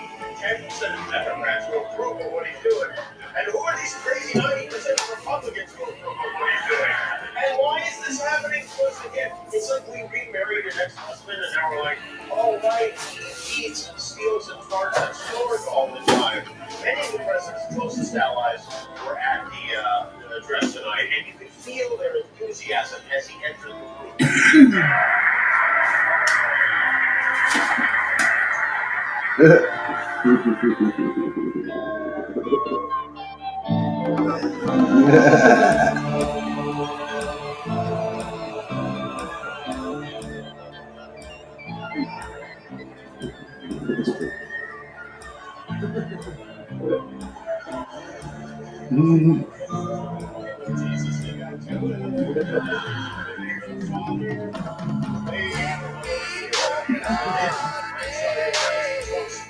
He laid out his agenda for the next 4 years, namely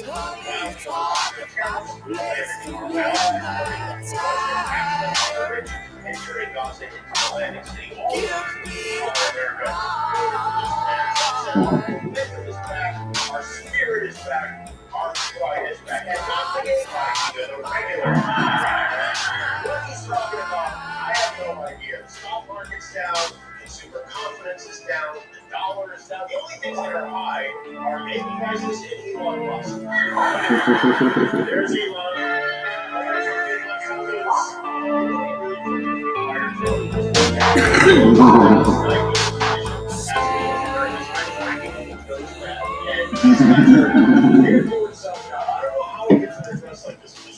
The Dow dropped 1,300 points over the last 2 days. A dozen eggs cost more than a haircut. Planes are falling out of the sky. Canada's booing our national anthem. Donald Trump was to announce that America is great again. He did it. It was a ridiculous week. He talked about a guy who hit a woman in the face with a volleyball, who bragged about his $5 million limit. He said he's put an end to transgender mice. He told our farmers to have a lot of fun and said the days of unelected bureaucrats are over, with Elon standing right there clapping like an imbecile. Yay for unelected bureaucrats. Trump touted many of his executive orders as being nothing but against English, the official language of the United States. Finally, we speak English again in this country. And this, I have to say, this makes sense because say what you will about Donald Trump, the man has a masterful way with the language. The state of California has the outrageous slowly very well. Let me come running. The New York Times by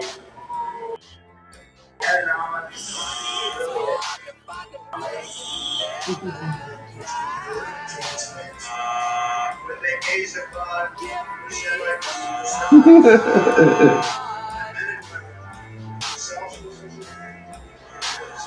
God is hard to find a woman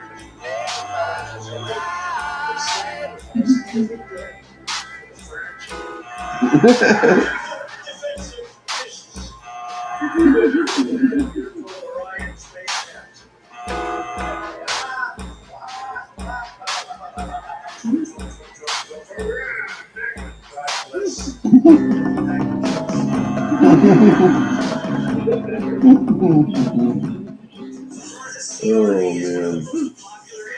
Look at this denture in the falling out.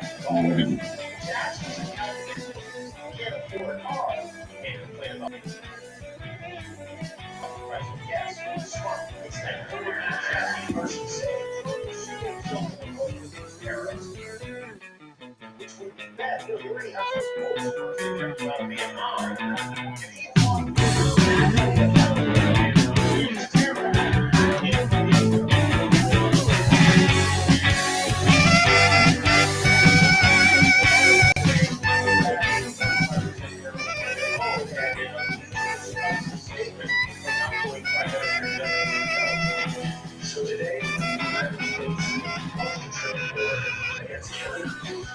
It's our closest partner in our life, the closest friend. At the same time, they're talking locally, positively, in Russia, appeasing Vladimir knowing there's care. May that make sense. That making sense isn't another thing anymore. We can.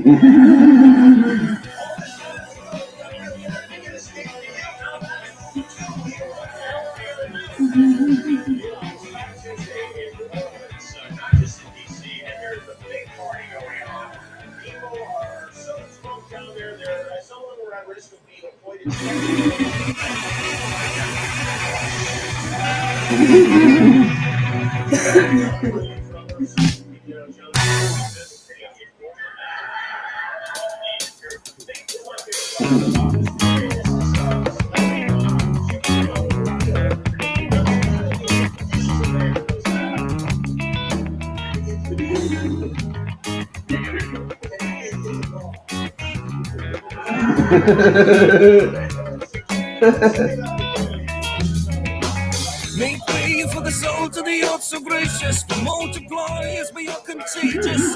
Coming down there through the dawns of ages. Drag along as our common sense guides us. This blueprinted brain with a digital logic. It's the stirring of the magic, lighting up so systematic.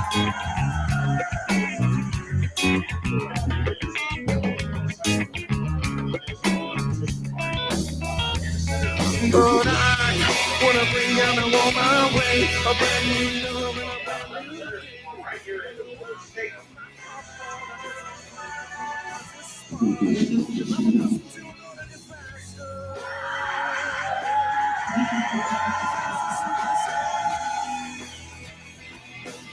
Jumbling like a whirlwind sea reaction.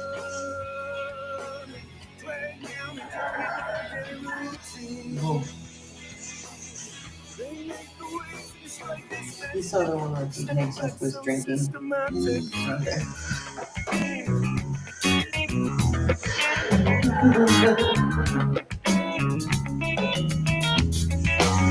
Systematic is the slave that is favored. Downtrodden is the way of the wayward. I took it back again and again, and now I'm sticking up in my tail end. Cause I worked so hard into this outline, you know, I'm driving into counterclockwise. Just another number conjunctive, spitting my words out in malfunction. For the sake of a sacred fight, for the sake of a sacred fight, in the longing of my heart, I get on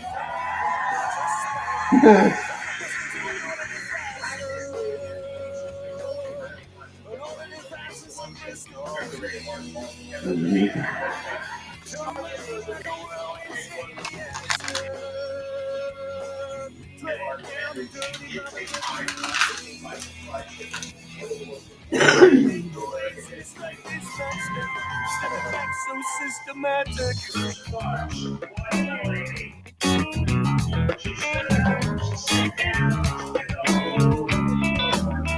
And I said, do.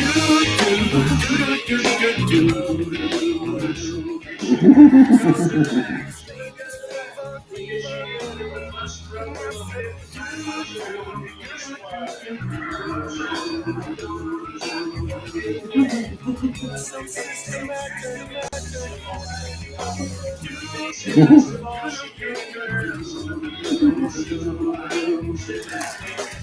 So systematic.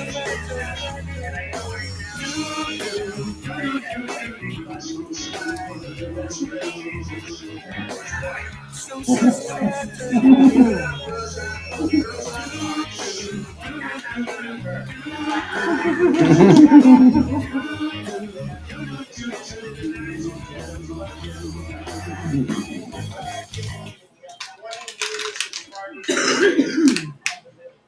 One, two, 3, 4.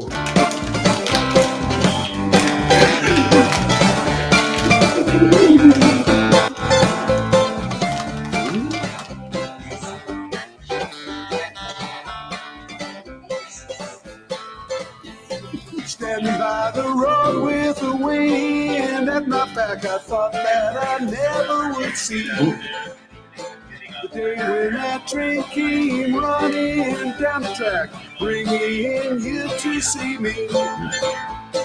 Waiting for the world to spin around another day, wondering what the circle may bring. Sometimes my thinking, it just gets in the way, keeps me from the song I want to sing. They say it won't last forever, always have the future on their mind, working way too hard to be clever. The present moment is outside of time. Save your words and step outside the line. Every now and then I remember that I know what it is I sometimes fail to see. Don't need to fight it, don't need to put on a show. Takes a lot of work to let it be. Trying to open up to every stage in the day. Trying to find a reason and a rhyme. Trying to second guess all the situations in the day. Trying hard not to read your mind. They say you don't love the thinking, but you know what I'm thinking right now. There ain't no secret teasing or winking, while we're wondering when and where and how. The only time that we have is now.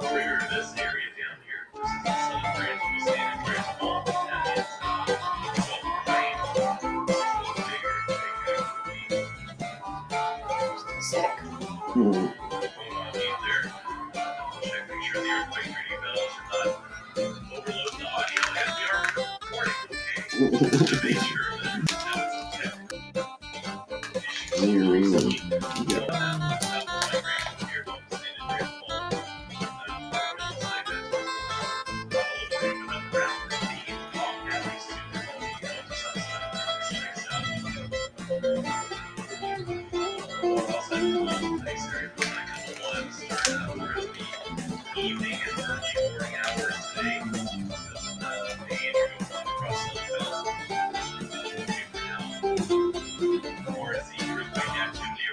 Standing by the road with the wind at my back, I thought that I never would see the day when that train came running down the track, bringing you to see me. Waiting for the world to spin around another day, wondering what the circle may bring. Sometimes my thinking, it just gets in the way, keeps me from the song I want to sing. They say it won't last forever, always have the future on their mind. Working way too hard to be clever, the present moment is outside of time. Save your words and step outside the line.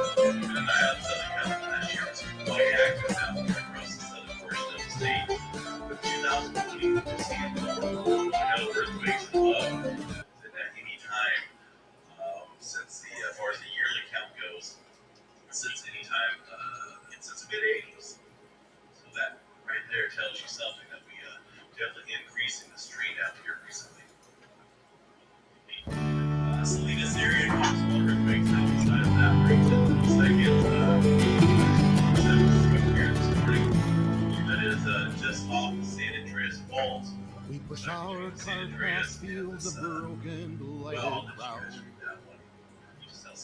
Constables came around and pulled our cottage down. Empty bellies, empty pockets, miles afoot without rest. There's nothing for us but to sail into the west. And we are bound upon a wheel, our lives a judgment without appeal. but there's no other, so we pray the Lord our souls to bless, and we sail into the west. Packed like cargo in a hold too dark to see. Our companions are the rat and the flea. Of all who left our isle shores, every day we are one less. Still we endure, and we sail into the west. And we are bound upon a wheel, our lives a judgment without appeal.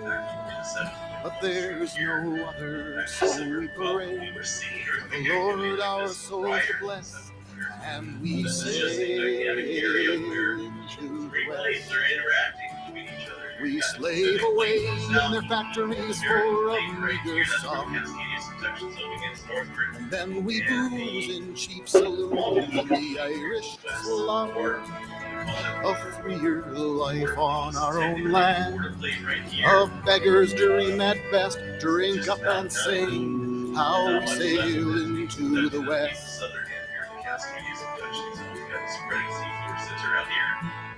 Further pushing remnants of that port lane out of here, underneath the region to later the volcanoes out here across Syria.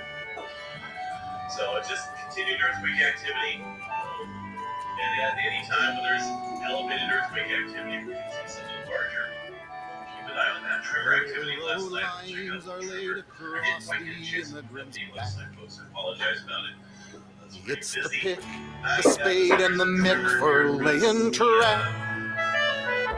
Seamus is off with a huckster's map, tucked away in his vest. He's for the gold fields somewhere in the west. And we are bound upon a wheel, our lives a judgment without appeal. But there's no other, so we pray the Lord our souls to bless, and we sail into the west. And we sail into the west. Into the west. Yesterday early. Not associated with the Devil's Hole. Devil's Mountain West. Down south here, not associated with Seattle much here. But I was looking at this, and there's really not a fault system up here. At least not on the USGS map, even from what I can find, kicking around on the internet to go on. This is big activity around this area. That's 4.5, just about 10 miles underneath this area. Shaking things up out there as well. We're broadly out there. Interesting to see they have any times when they do that, not just celebrate, but they'll celebrate on the streets. So, available 2025 for this island, Washington, 2025. If I don't pay attention to the aftershock forecast, their textbook type forecasting there is just off. 2.5, any aftershock. Let's see here.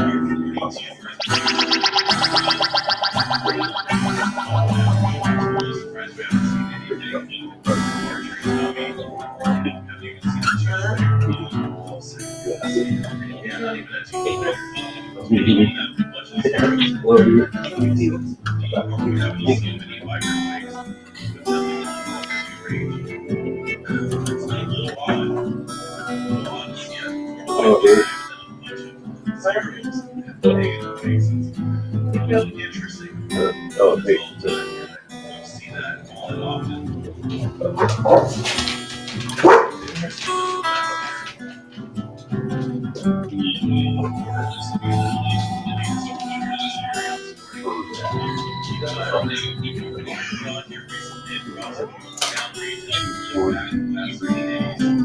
Activity Oh boy.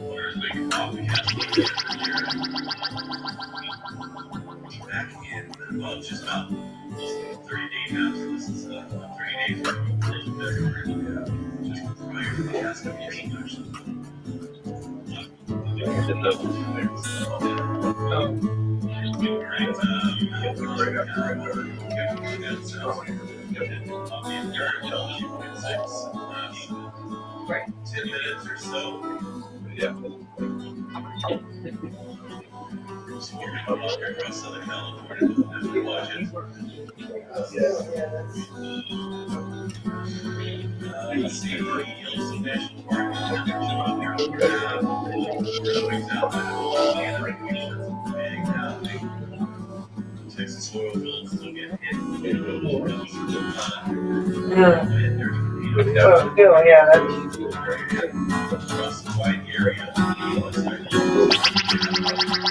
great. Sleep well, I could be.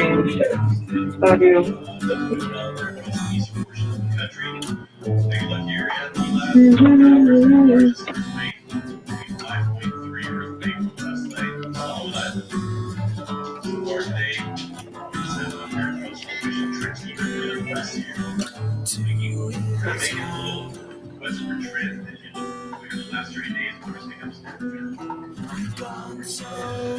Stop.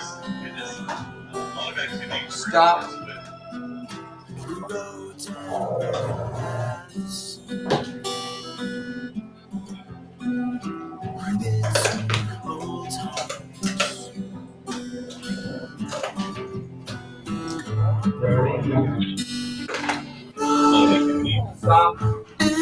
Stop.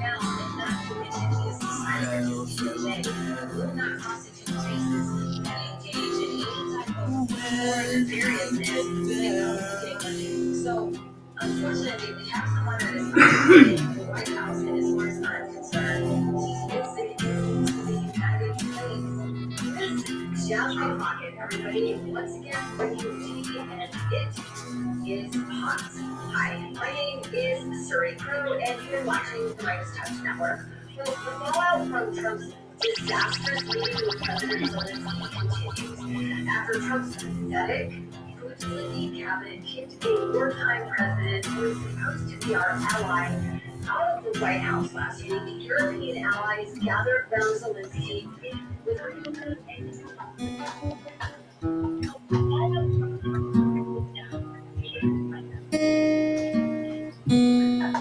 As renewable energy installations multiply across the globe, Working man.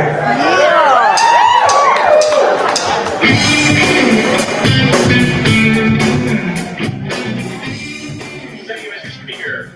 You know, today, Representative Like the president poised to address a divided nation as he goes to battle on trade and study the world freezing aid to Ukraine. Last day's speech at a pivotal moment of the Trump presidency, slashing budgets and federal workers 6 weeks in on policies beyond hand. So shut off aid taking back as they lead off the Russian invasion. Also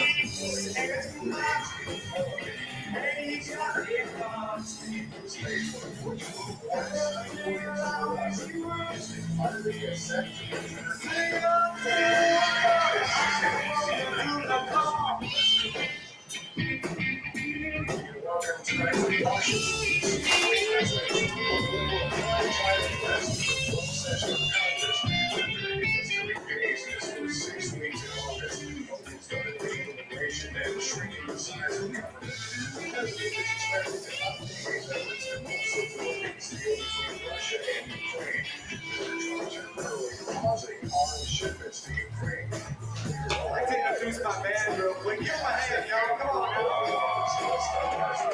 On the bass, we got Styles here.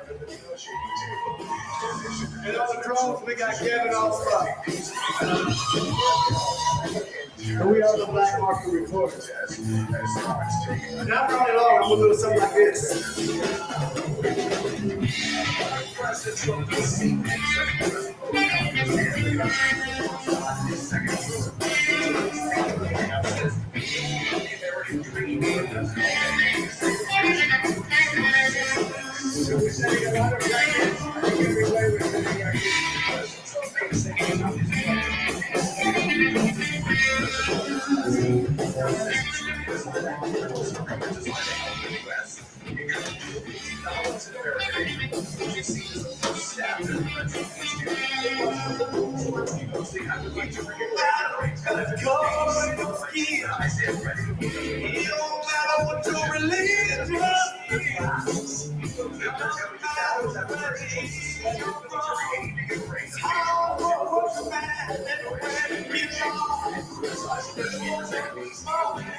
Still very, very far away.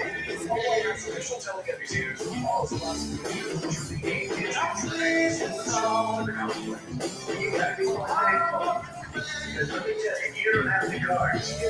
That's Assassin's Creed. To get to not go away. So and it is improbable that it happened this way. It is time to make things right. This decision to pause aid is sparking bipartisan criticism. It's preposterous, and it's laughable, and it's childish, and it is embarrassing for Donald Trump.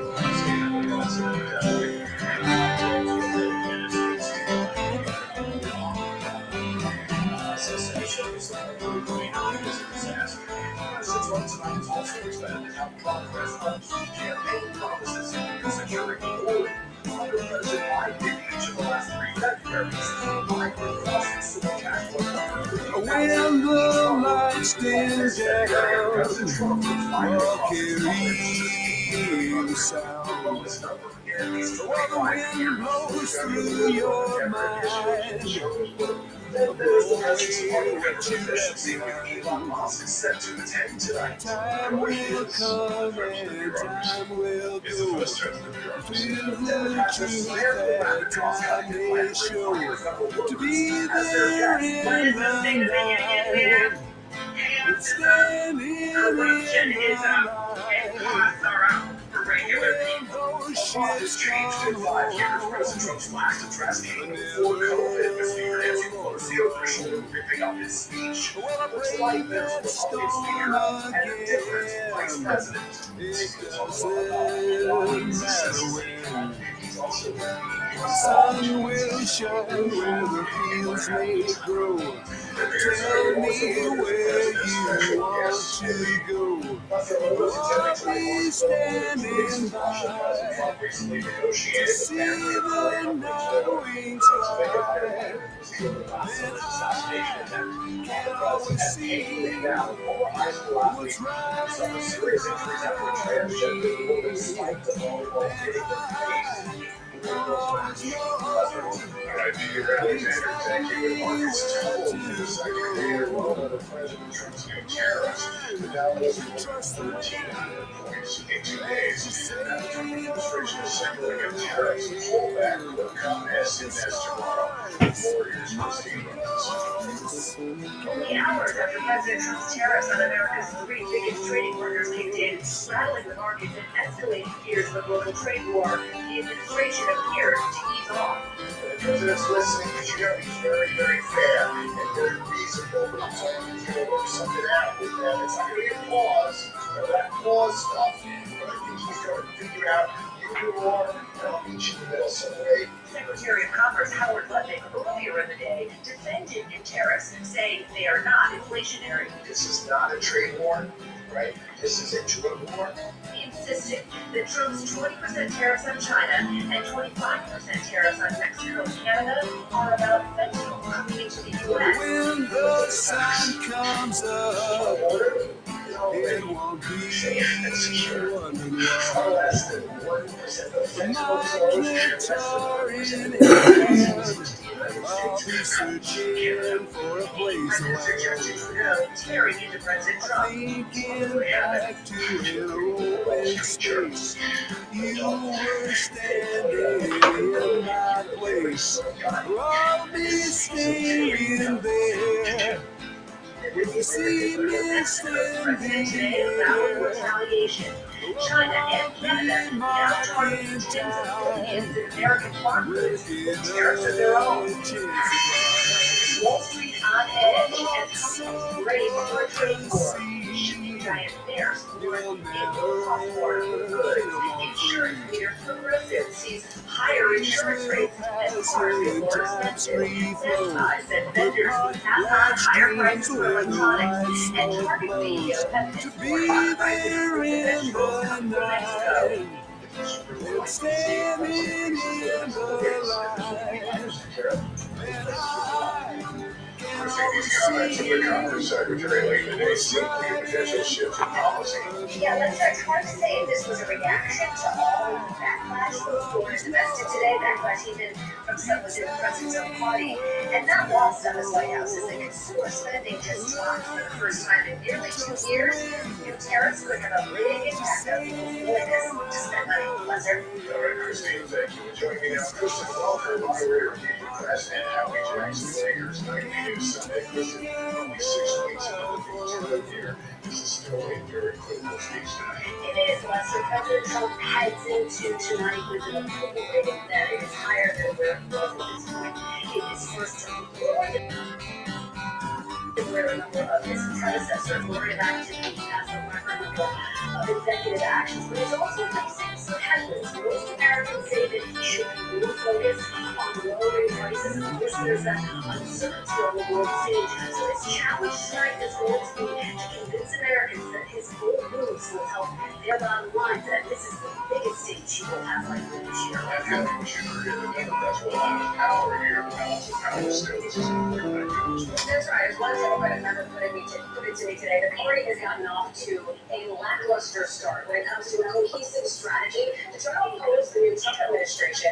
But there is some hope now among Democrats. My sleep is taking its toll on me.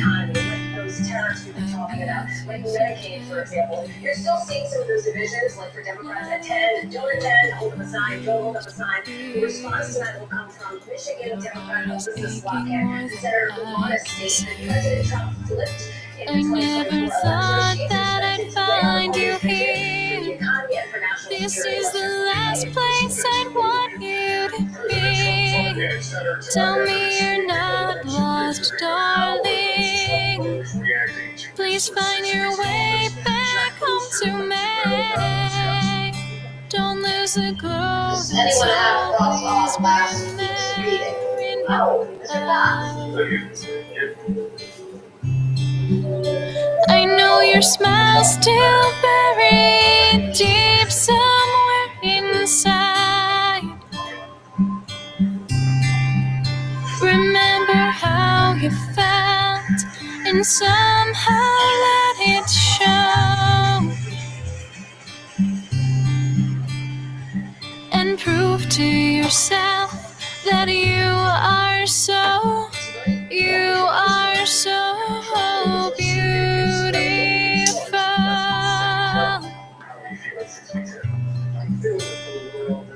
You are so beautiful. That 28-year-old Zach Lindsay last year, he told us he was embarrassed by his 2024 film as a My heavy thoughts are sinking so deep, with such emotion I can barely sleep. How can I handle what has come to be? I need you more than you will ever see. I never thought that I'd find you here. This is the last place I'd want you to be. Tell me you're not lost, darling. Please find your way back home to me. Don't lose the glow that's always been there in your eyes. I know your smile's still buried deep somewhere inside.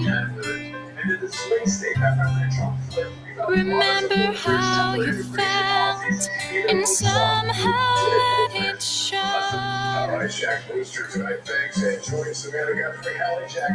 And prove to yourself that you are so beautiful.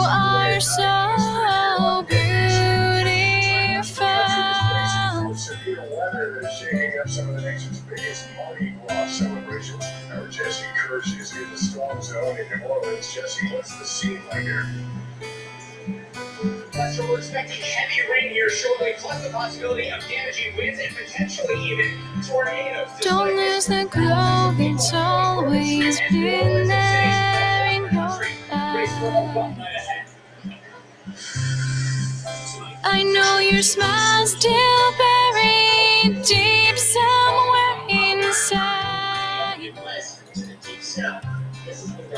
Remember how you felt and somehow let it show.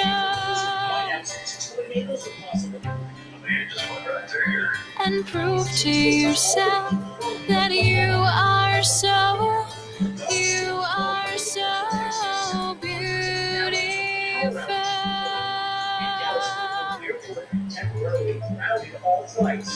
You are so beautiful.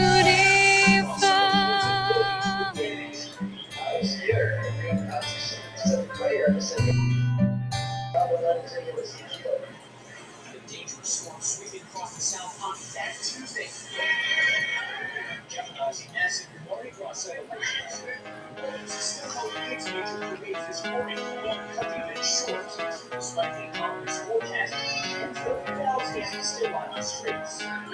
His open eyes are getting rewriting Texas around your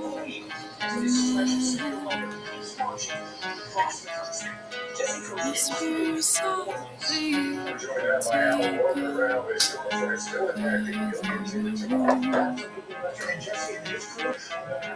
romanticizing melodies.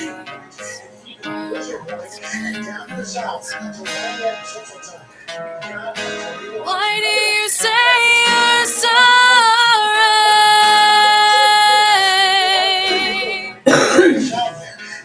Why you say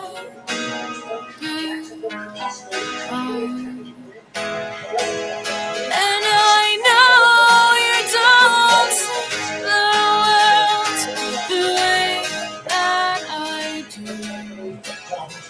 Even disposable words occasionally hold true. To a chaotic scene from Serbia's parliament today, opposition lawmakers loading smoke grenades and using pepper spray inside the chamber, turning it into a plume of smoke. One lawmaker suffering a stroke. In the middle of that scene, the lawmakers protesting were backing student demonstrations over a rail station to allow this is the second major lawsuit just dropped against the city's big banks, where government agencies abandoning the inside hypocrisy is a mind that can't regret. The shallows rise before the tide settles in. With sun and moon playing games to see.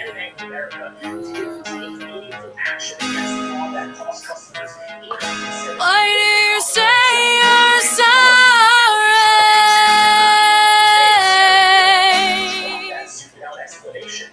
Why you say goodbye? And I know you don't see the world the way that I do. CFPB has closed its offices and sought to fire hundreds of employees. Occasionally hold through.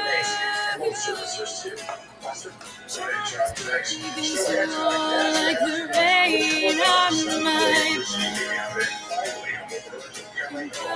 circle becomes a fantasy I cannot astronauts, which one more inside Williams was stuck in space. Today, our Kelly Academy spoke to them as they prepare to make their long-deserved home.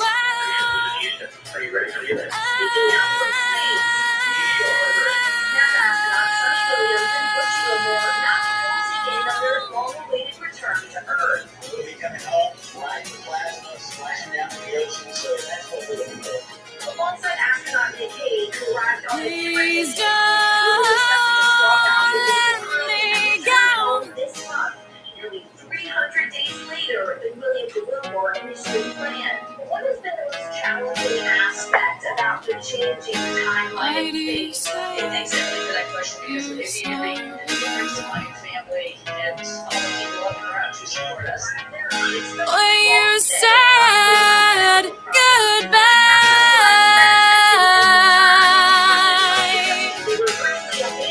And I know you don't see the world the way that I do.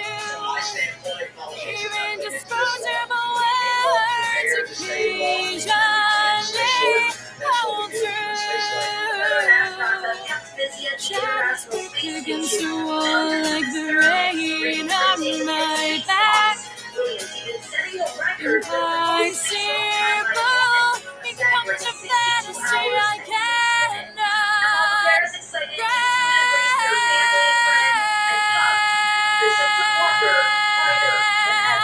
Hey, we're going to the moon and Mars. That's what my plan is. I'll be right beside Butch if that's the case. Emily Guetta, NBC News. nature back to the birds with the glucose passion. Nature is taking flight in the dead of night. And then there's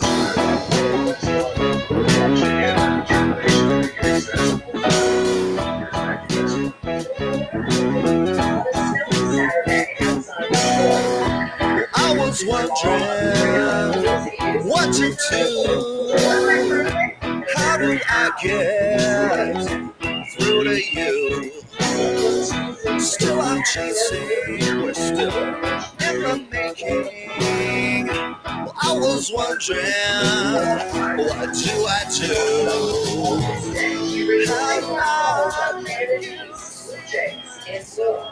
This is about feeling nature, experiencing nature. Yeah, it's about surfing nature, I like to say. The outing is organized by Donna Bouton and John through the University of Michigan Dearborn after a genetic condition stole her son as a child, but left her love of exploring intact, whether through listening, healing, even hiking, or creating It's cookie cutter, it's great, tell you what they want me to say.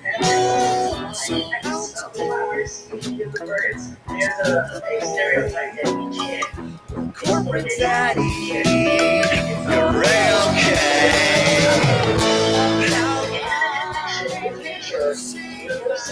In every sense. NBC News, proudly state Board of Michigan. And that is likely news from President Trump's presidential address. Thank you for watching. I'm Lester Holt. Please take care of yourself and each other. Thanks for watching. Stay updated about breaking news and top stories on the NBC News app or follow us on social media. Here's why you are Carnival Roads, Bash, I tried to cookie menu. Ours is $5.55 the first week. But our absolute list right now, they're offering $50. Choose a song, stories in there. They choose to abuse this. Baby, I'm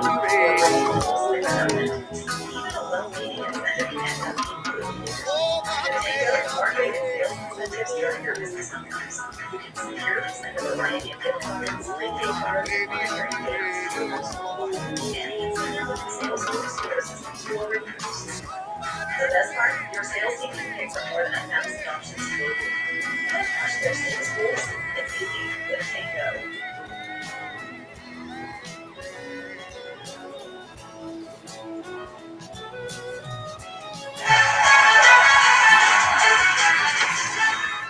Now let's tell the election, people.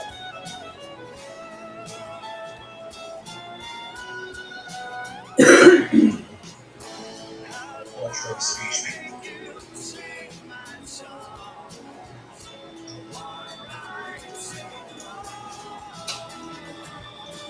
I am Kristen Walker in Washington.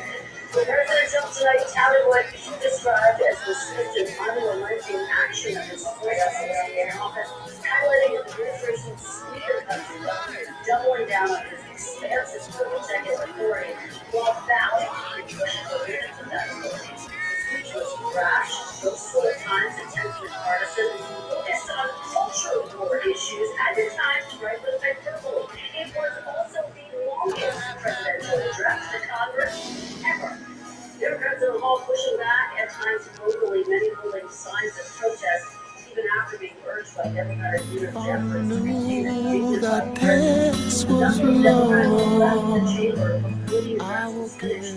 The tone of the night was set early on when the president played up his November election victory, which was decisive electoral output. that will break my heart. We won the popular vote by big numbers at one county. You know I am, and darling, you know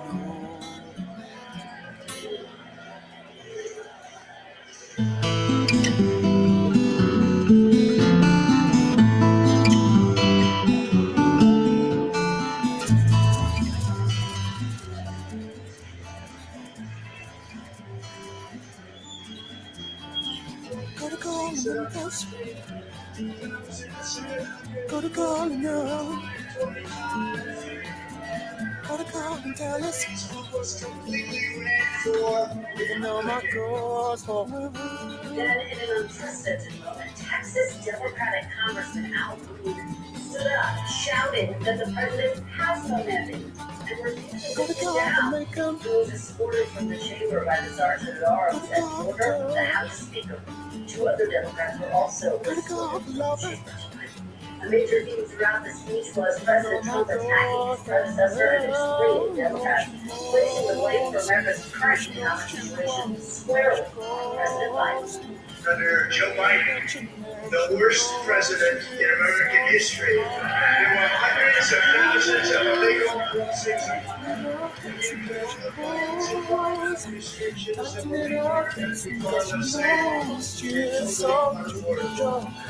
and importantly, we ended the last administration's insane electric vehicle mandate. We inherited from the last administration an economic catastrophe and an inflation nightmare. Their policies drove up energy prices, pushed up grocery costs, and drove the necessities of life out of reach for millions and millions of Americans. Joe Biden especially let the price of eggs get out of control. Egg prices out of control. We're working hard to get it better. As part of that dismissive avian flu, President Trump also made a full-throated defense of his efforts to slash government contracts, payrolls, and freezing foreign aid. Shouting out his close advisor and world wishes man Elon Musk, President Trump read a lobbyist for government programs he claims were cut by Doge, while also falsely claiming millions of people over the age of 100 are receiving Social Security benefits. The president also delivered a clear warning to federal workers that he would fire anyone who resists system efficiency for government. My administration will reclaim power from this unaccountable bureaucracy, and we will restore true democracy to America again.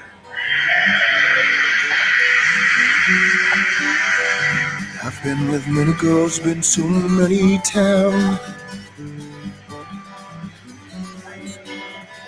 I don't really see what the faces are around.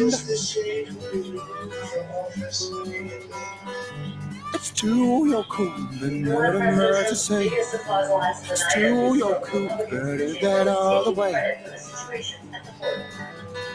Since taking office, my administration has launched the most sweeping border and immigration crackdown in American history, and we quickly achieved the lowest numbers of illegal border crossers ever recorded at Cuba. The media and our friends in the Democrat Party kept saying we needed new legislation, we must have legislation to save the border. But it turned out that what we really needed was President. I want you to want me, 'cause I need attention every day. Even though I may talk a lot, I listen to what you say. I think I'm falling down, but I don't know whether I hit the ground.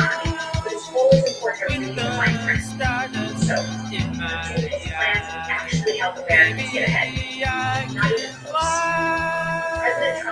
Bigger gets smaller, smaller gets the biggest. Nothing comes to stop, magically appears. Why doesn't this happen to me? Maybe I should just believe. I think I'm falling down, but I don't know when I hit the ground. With the stardust in my eyes, maybe I can fly.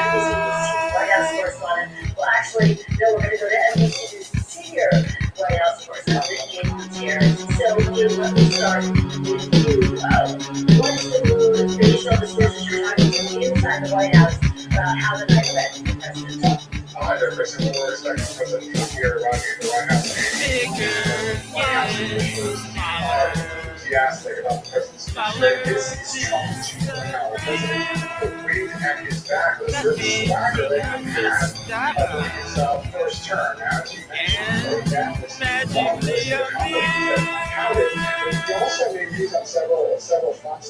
As you mentioned, blamed President Biden for a lot of the country's ills at this moment, really mocked Democrats. This was a very partisan speech in that respect. The president also talked about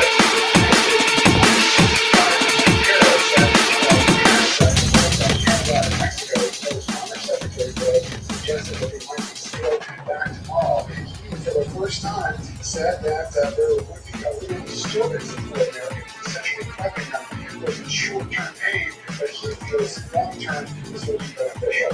It took him a while to get to foreign policy, but at the end of his speech, he talked about Ukraine and signaled that President Zelensky would be open to this minerals deal and seemed to move in that direction.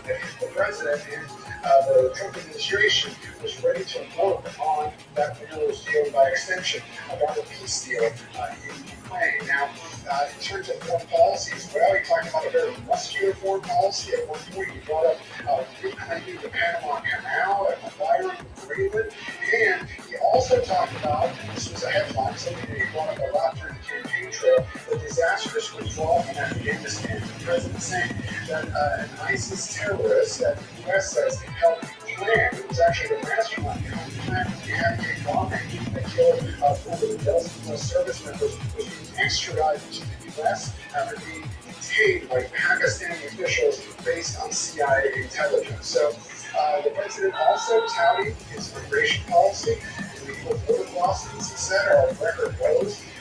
Arrests and detentions by immigration authorities are at record highs, he said, and have increased significantly since the Biden administration. And he notably went to Congress and made a direct push for more funding for border security, something that his officials, including his border czar Tom Homan, have been asking lawmakers for the past several weeks. Some within the administration have been frustrated with the pace of deportation. But Kristen, after speaking with White House officials here, they say that outburst by Congressman Breed, that Democrats really missed the mark, they feel. They feel they're out of touch with the country.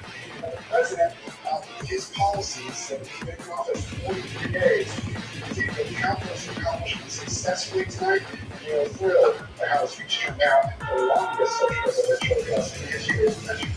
Certainly was historic in that regard. Ryan Noble, you were in the chamber tonight. You were in the room where it all happened. Take us inside. What was it like to be there? And let's start with that extraordinary moment where the speech was just underway for a few moments. Congressman Al Green interrupted, frankly going against what Leader Jeffries had asked of his conference. Yeah, and Kristen, I do think it's important to point out that Congressman Green is somewhat of an outlier here. He is someone who consistently has watched leadership desires to stay away from the issue of impeachment. He attempted to impeach President Trump in his first term several times, even before the rest of his Democratic colleagues were interested in going down that route. He said that he is prepared to file articles of impeachment this go around, even though his leadership team has tried to distance themselves there from that. This was not what Democratic leaders were hoping would be their response to the speech and the optics that surrounded it.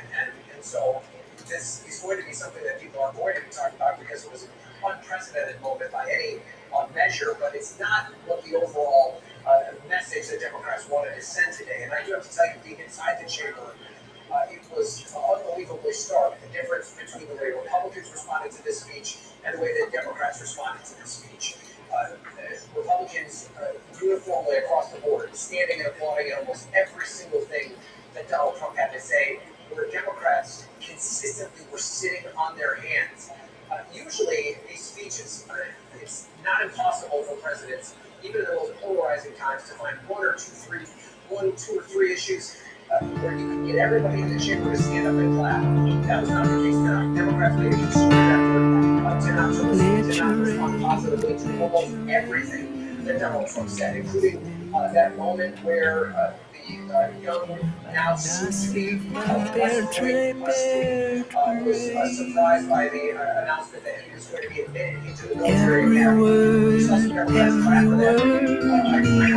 Democrat that actually stood and applauded during that period of time. So this was Democrats as they but they are in full opposition when it comes to Donald Trump and his administration. And it also in many ways could reflect the mood of the country right now. Polarization here.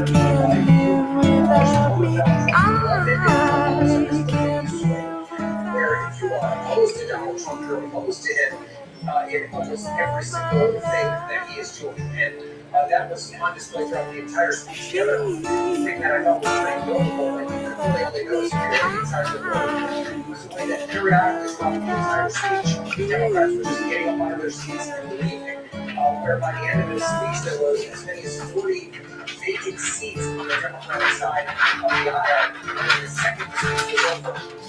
Read a book, read along.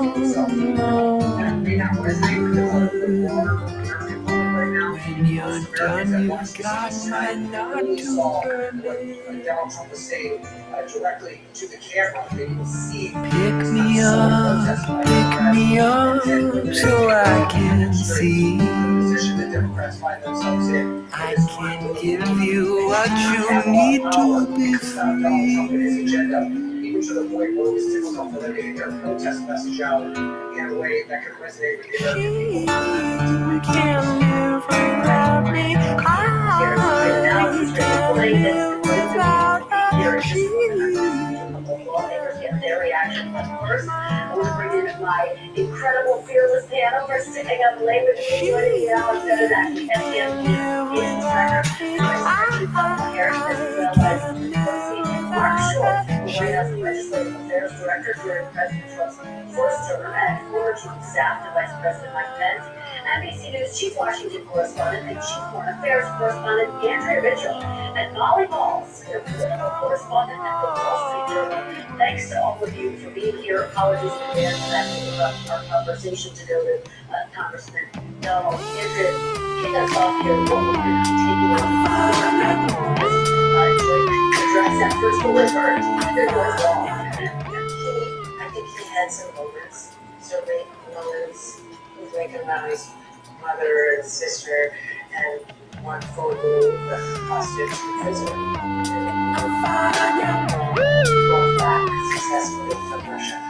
But that said, there were so many exaggerations without checking his reality. And I think it was notable that he acknowledged Zelensky's letter, that Zelensky is now willing to sign the middle deal. And what he didn't say is whether he was willing to re-sign the aid that he has cut off to Russia, which has inflamed Republicans as well as Democrats. And so the Democrats speaking out, even some Republicans saying that they just cannot stop sending weapons in the middle of this war. And he said that there are indications that Russia wants peace. There are no indications, not from the temple or the battlefield, nor from intelligence assessments, U.S. intelligence assessments, that Russia wants peace. And no indications that Putin wants peace. And so much skepticism about that is common. A Rasta. Long time we have here to the struggle. We do have Republican Florida Congressman and gubernatorial candidate Byron Donald. Congressman Donald, thank you so much for sitting up late with us and joining us here with your reaction. This is where we're going. Christmas I me know me poor, yes, I did it on a papa why me know no regret. Christmas I me know me poor, yes, them a send me a threat, but I like overget. Christmas I me know me poor, yes, and the hard working one always a sweat. Christmas I me know me poor, yes, enough of them who sell out and take you what left. On a high class with an outside 2 years, so boy I laugh gonna just kiss them a kiss, pass them on the corner a face full face, pass by the door and just go in and get the street. So I see them school, them did in a higher grade, but out of me book, me I tell them take a page. Go and go look a work, go and go look a a trade or sell some CD on the front page. Progress me say and me know me poor, yes. And the big man up above I me know blow bread. Progress me say and me know me poor, yes. Them a send me a check, but a life over debt. Progress me say and me know me poor, yes. And the hard working one always a sweat. Progress me say and me know me poor, yes. None of them sell out and take no what left. From the day me born, me a hunt for my own. Ceaseless fire burn, me never bring a gun. Me a tell you about the life when me living at this slum. No food can't find a just be able to run. Well a revolution, me a tie me shoes lace. You can't style rasta so no looking at me face. You tell everybody say that you run the place. When the fire get ready, you have to run out of the place. Progress me say and me know me poor, yes. And the big man up above my head, me know blow bread. Progress me say and me know me poor, yes. Them a send me a check, but I like over debt. Progress me say and me know me poor, yes. And the hard working one always a sweat. Progress me say and me know me poor, yes. None of them sell out and tell you what left. On the high glass we done all time to years. Some boy a lock, one a just case them a case. Pass them on the corner and place full face. Pass back the more I just got in a them place. We didn't go a same school, them did in a higher grade. But out of me book, me a tell them take a page. One go look a work, one go look a trade or sell some CD on the front page. Progress me say and me know me poor, yes. And the big man up above my head, me know blow bread. Progress me say and me know me poor, yes. Them a send me a check, but a life over dead. Progress me say and me know me poor, yes. And the hard working one always a sweat. Progress me say and me know me poor, yes. None of them sell out and take no one left.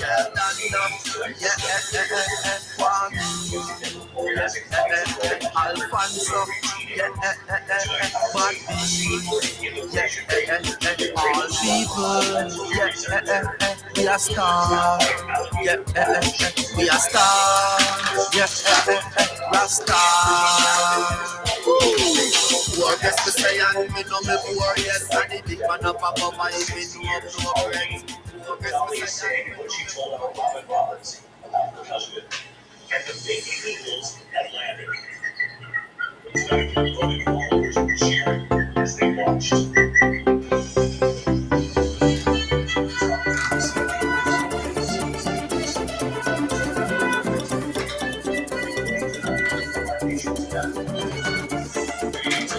Washington for a short time while President Trump would speak to a joint session of Congress and the American people.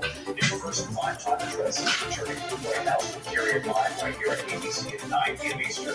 As he walks into the House chamber tonight, he'll be explaining his new tariffs in front of the American people that have now ignited a trade war tonight as if the stock market is tumbling. Those tariffs kicked in at midnight last night, with 25% tariffs on all goods coming into the United States from Mexico and Canada, and an additional 10% tariff on goods from China. The Dow plunging 674 today, talking with 1,300 points in 2 days now, keeping up the gains that are progressing since the inauguration. Canadian Minister Justin Trudeau tonight out in Canada will not back down, saying we did not want this, and addressing the American people directly, saying your government is doing this to you. Trudeau now imposing retaliatory tariffs on American goods entering Canada. Mexico's President Shane Baum saying Mexico will impose retaliatory tariffs on U.S. goods coming into Mexico starting Sunday. And tonight, China regarding Trump's actions and behavior, also retaliating with an additional 10 to 15% tariff on American goods coming into China.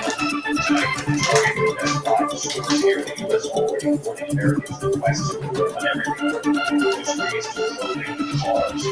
ABC Chief White House reporters days off from the White House.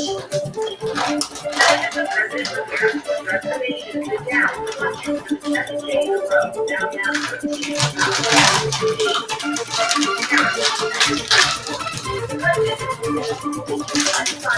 Tax on all goods coming to the U.S. from Mexico and Canada. America's largest trading partner. Canadian Prime Minister Justin Trudeau responds over the weekend.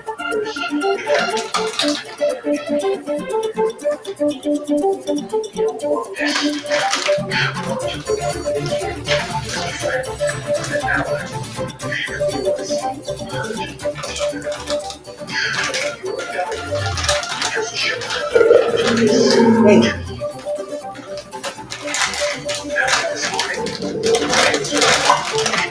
Products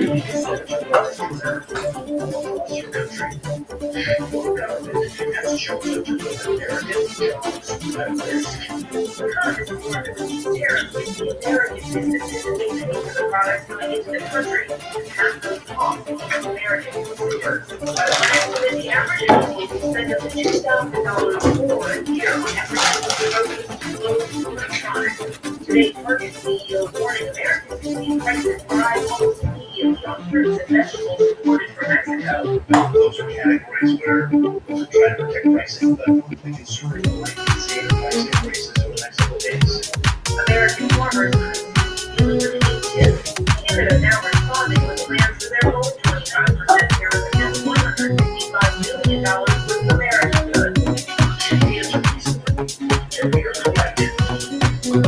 That down reflected how our country and the well-being of everyone in it is at stake. I was searching through the night for someone to ease my mind. I wanna know, babe, could it be you? I wanna know, could it be you? I was looking left and right for someone to blow my mind. I wanna know, babe, could it be you? I wanna know, could it be you? I was looking right now.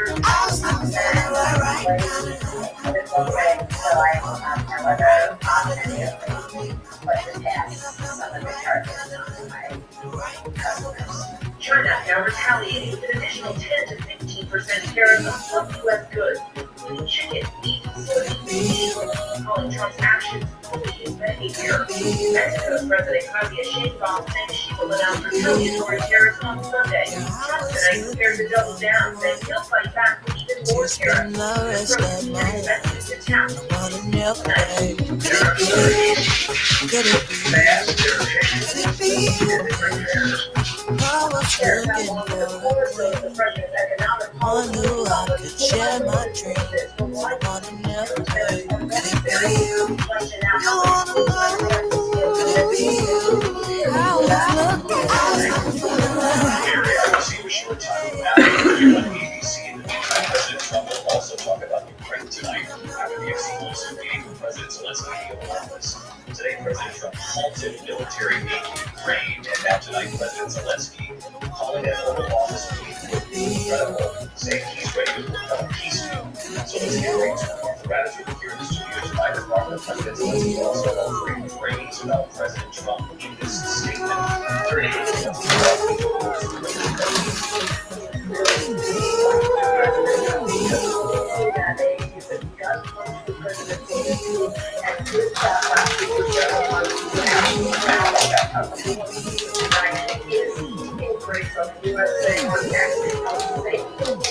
American support, singling out our meeting in the White House on Friday did not go the way it was supposed to. It happened when trying to make things right, and again stressing the strategy of President Trump and saying that he is ready to come to the negotiating table as soon as possible. He also said he's willing to deal what they tried to do last Friday.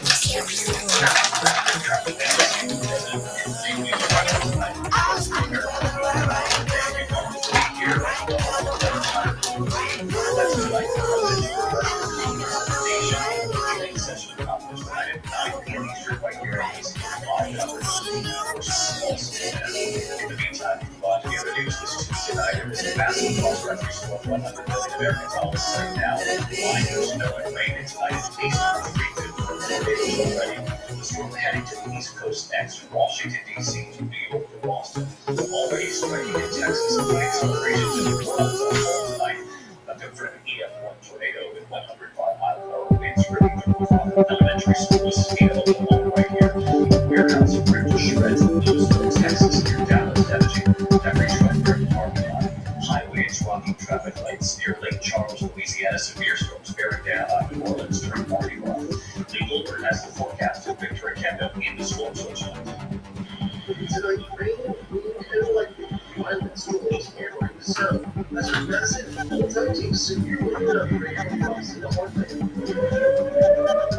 Sirens blaring over the Nurses, power nurses, unlimited and free. Entertaining frequencies from Dallas, Jordan, now you're the color from our Dallas affiliate, WFAA. It's live shop. Baby voice. Check out this right. This is what was. Oh, holy. You okay? Stay. Serious injuries there. Dallas, daybreak review, water devastation, Louisville, water pool, asylums, warehouse, multiple tractor trailers and elevators, Washington, degraded everywhere. It's crazy. And even one tornado, 110 mile-an-hour winds, striking the surrounding complex in Irving, southeast of Oklahoma City, a confirmed tornado, 105-mile-an-hour winds, touching down in the town of Nina, bringing the river off of 4 kilometers. Not far from there, Emily Buckley claimed that she's okay after her apartment got hit. The witness was originally looking out for the words coming off the side wall. With speed on windows. In southern New Mexico, just those light drivers one day and caused multiple accidents. David, the wind is starting to pick up here on Canal Street in New Orleans. It's Mardi Gras. Fresh water is still packed, and there is serious concern over the next few hours as the system races through the East Coast. David? Sorry, Victor. Canada tonight, Victor. Thank you. Let's get right to WABC Chief Meteorologist Lee Cole. We're going to this storm is massive.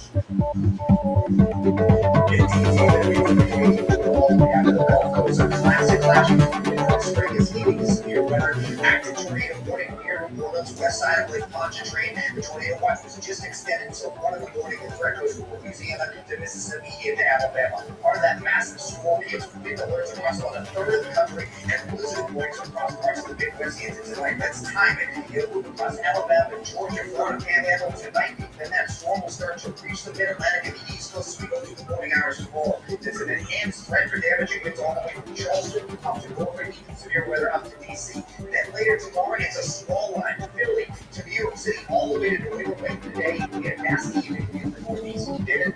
Legal purpose tonight as well. We thank you. Next tonight, your 30 officers are facing charges for allegedly staging so-called gladiator fights among juvenile detainees. Tonight, you'll see the stunning video right here. Prosecutors accusing them of organizing fights involving 143 teenagers. Here's drum roll. Tonight, 30 Los Angeles County detention officers charged for allegedly facilitating these so-called gladiator fights between juvenile detainees. This video captured multiple fights at the center of the case. Watching the video, the officers look like referees or audience members at a prize fight, not criminals charged with the care and supervision of young people. One officer even seen on video shaking the hands of one of the juveniles after a brawl. The Attorney General says from June to December of 2023, there were 69 fights involving 143 teenagers, the youngest just 12 years old. Officers now facing charges ranging from child abuse and battery to conspiracy. According to court documents, in one day, and officers allowed 9 one-on-one fights to occur, claiming 2 of the officers told new detention services officers that they were not to say anything and just watch when the fights occurred. The officers don't step in, don't intervene, and don't protect their charges. And the LA County Parole Department says all current staff who have been charged are now on leave without pay. Trevor roll tonight. Trevor, thank you. This evening, our team on the scene during an immigration raid in Virginia. Our leaders got there as agents in place. FBI and other agencies making arrests was a key issue that will come tonight during the president's speech. Here's Rachel. Tonight, the president prepared to tell his signature promise, the largest deportation effort in American history. And well before dawn, we're on the front lines. The administration said they're going after the worst first. They tell us their target here in Northern Virginia, a Guatemalan man in the country. With a criminal record, all 4 a.m. and are now full. 19th of the subject of investigation today at Milton Temporary. Here they are as heavily armed agents, guns drawn, flashbangs inside.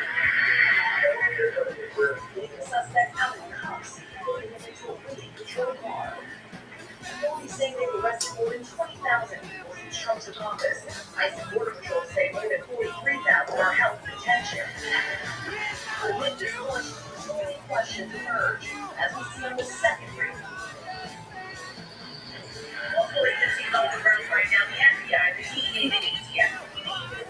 slide right down.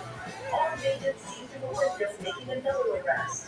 Well, this target here wanted for sexual assault and battery, multiple re-entries into the country. Also about 2 married children, and his brother, who police say is also undocumented, has no criminal record.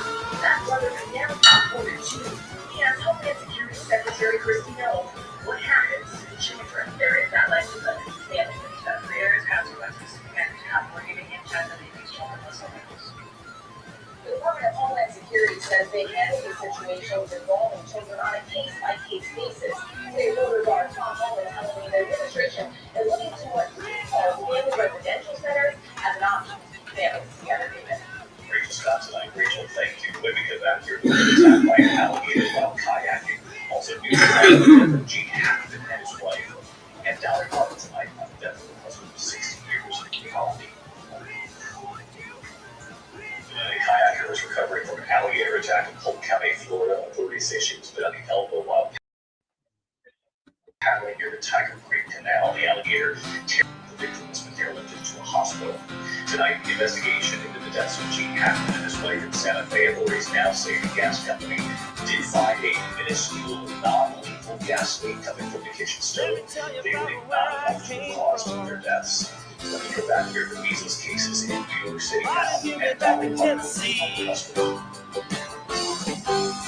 In other news, this easy on the ground tonight. This week's on West Texas, 13 new cases since Friday, 159 cases now all in New York City tonight. The city reporting is the second measles this year. In Midyear, California, two eagles named Jackie and Shadow are going to need a bigger nest. Two of their eagles are finally hatched, and the first one popping out of a live nest jam with one following latest KBC was checking in. The second hatched with another third maybe out the way. When we get back here tonight, How I wound up in Idaho, ABC sitting down in a can. Sponsored by the Walker's Dog, fresh real food for I dogs. see your river as I throw it All north. tonight here at Dolly Parton, we're like a couple for 6 decades. Carl Dean Got me thinking about where I came from.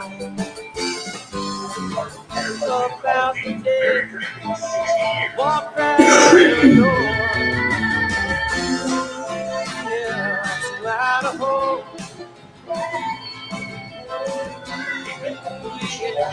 Tell me so.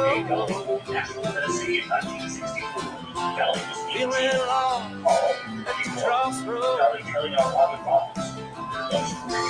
Tennessee, I go down to the laundromat. This little man just drives by, and he said something like, "Well, why do you go get sunburned out here?" And I was this stupid like, "What did you get?" Start talking. 2 years later, we were married, and we're still married. And I was like, "I don't want you in the dirty club. You can walk out and call me." Dolly would become a white superstar, or a multi-recurrent light out of the spotlight. Life, inspiring from the most iconic songs.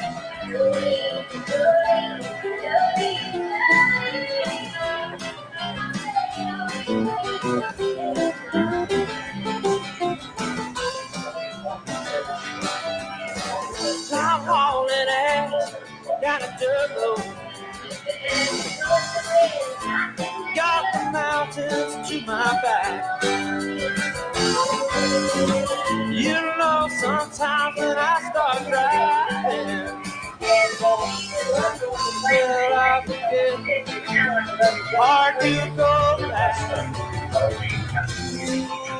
Yeah, Idaho. Carl and I spent many wonderful years together. I can't do justice. What we shared over 60 years. All I really want to know is how I wound up in Idaho. Sheets of rain, sheets of snow. Tell me I'm in Idaho. Funky beat, foggy ball, I'm singing you another song. A broken glass, broken dreams, and everybody in between. Come on, baby, be alright. Won't you come to Idaho tonight? Ooh, yeah, Idaho. Ooh, yeah, tell love me so. Feeling lost at the crossroads. Tennessee. Here's how I eat carb high protein every day. These are my lunches. Eating carnivore or keto, cheap or fast. I tried to cook unity. Our food was $5.55 your first week, so it's a no-brainer to try. Their steaks and short ribs are perfect and are absolutely delicious. Right now, they're offering 50% off your first week, so it's a no-brainer to try. Prices down. If you don't find them now, they won't be available again at this price. These are glasses you have never even seen inside a store. This is because it is a special smart suit glasses for the royal family. The lenses used in these glasses are very expensive because it's a smart suit. It follows your eyes to whatever degree they are at. No more regular checkups and lens changes. This lens, Fire's out, I'm still burning. what's even more surprising is that indoors it is very clear. You're just standing there watching me. Exposed to sunlight. You'll notice that the lenses actually change color. Dancing right beside you. They are made of the latest technology material. The answer's there. It ain't free.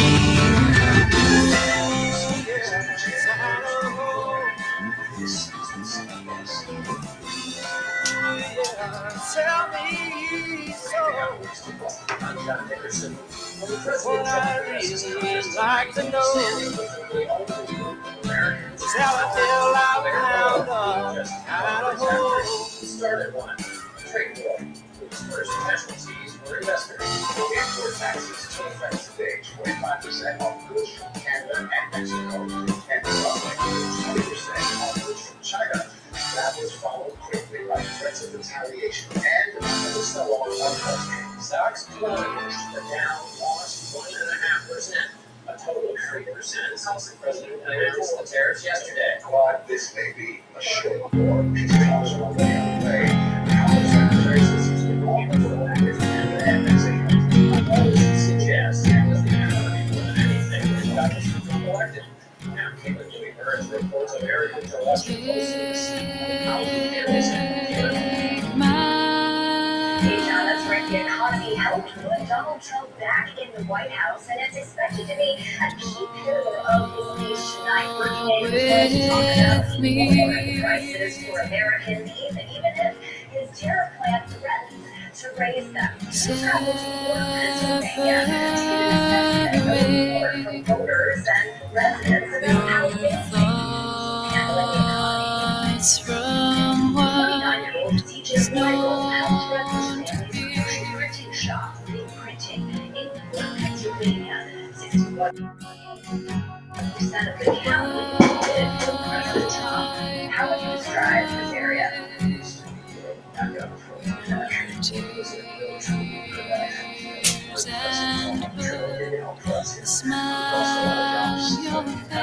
Michael voted for Trump in November and says that since the election, he's been feeling more optimistic. So far,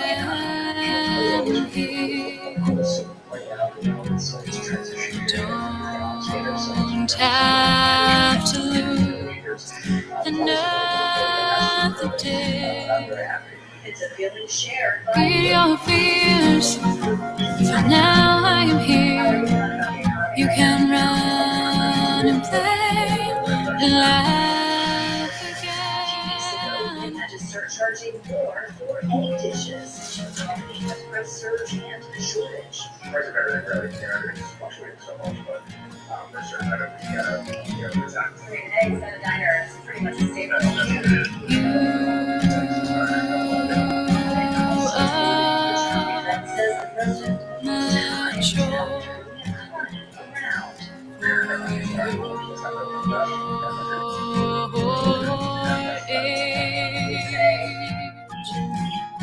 Day one, I'm going to bring prices down. That's what I said literally. You have seen such bad in your days.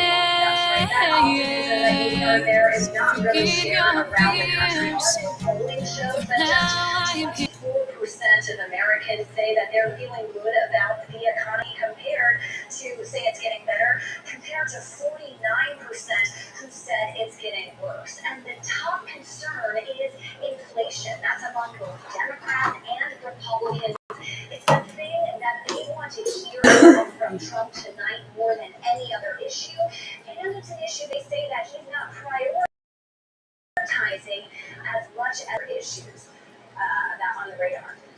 So hearing about maybe a little difference between the president and his party on tariffs, which is another issue in addition to inflation. That's right. The president likes to say tariff is his favorite word in the dictionary. I can say that it's not the sentiment shared among most Republicans up here on Capitol Hill, particularly those from manufacturing states and big agriculture states, concerned about rising prices, concerns about their industry exports. We've even heard from Senate Majority Leader John Thune, who of course is from South Dakota, expressing some concerns, but also saying that he wants to give the president latitude when it comes to tariffs and negotiations. Caitlin, Burns up on the Hill. Thanks so much. To help us understand how and when we might feel the impact of new tariffs, we're joined now by CBS News Money Watch correspondent Kelly O'Grady. So, Kelly, I know it depends on the items, right? But prices could go up pretty quickly. That's right. So let me run you through a few examples. So produce is actually one where you could see prices spike pretty quickly. Perishable grocery stores that can't stockpile your avocados, and it's winter, so we're getting a lot of fruits and veggies from Mexico. Back to Target CEOs, and you can see strawberries and bananas spike within the next few days. Yeah, pretty quick. Let's look at the medium-term impact. Remember, we've got that 10% tariff on Canadian energy. That oil is going to make its way to U.S. refineries, which means it's going to make its way to the gas pump where you fill up, and we can actually see prices increase in the next few weeks to a couple of months, I'm hearing from analysts. And other items take longer. Exactly, right? So sometimes it's about 6 to 9 months. I'm thinking items like electronics, smartphones, TVs, types of things where companies can stockpile that. But there's always an exception to the rule, because maybe you're looking for a new car and you say that one on the lot doesn't have the right specs, it's going to have to come across the border. Okay. What about unintended consequences here? Things we haven't planned for. So packaging is a big one. Back to that oil, well, it's a key component in all sorts of things like plastic packaging. And what about the aluminum coming from Canada? What's your favorite? Did soda come in? Where is it an aluminum can? And then you also see customers look for alternative items when prices increase. Maybe you're not going to buy that new car. You're going to go buy a used car. More demand causes prices to spike. Or hold on to the older car. Engine parts, which come from overseas, it's the worst. Exactly. Kelly O'Grady, thanks so much.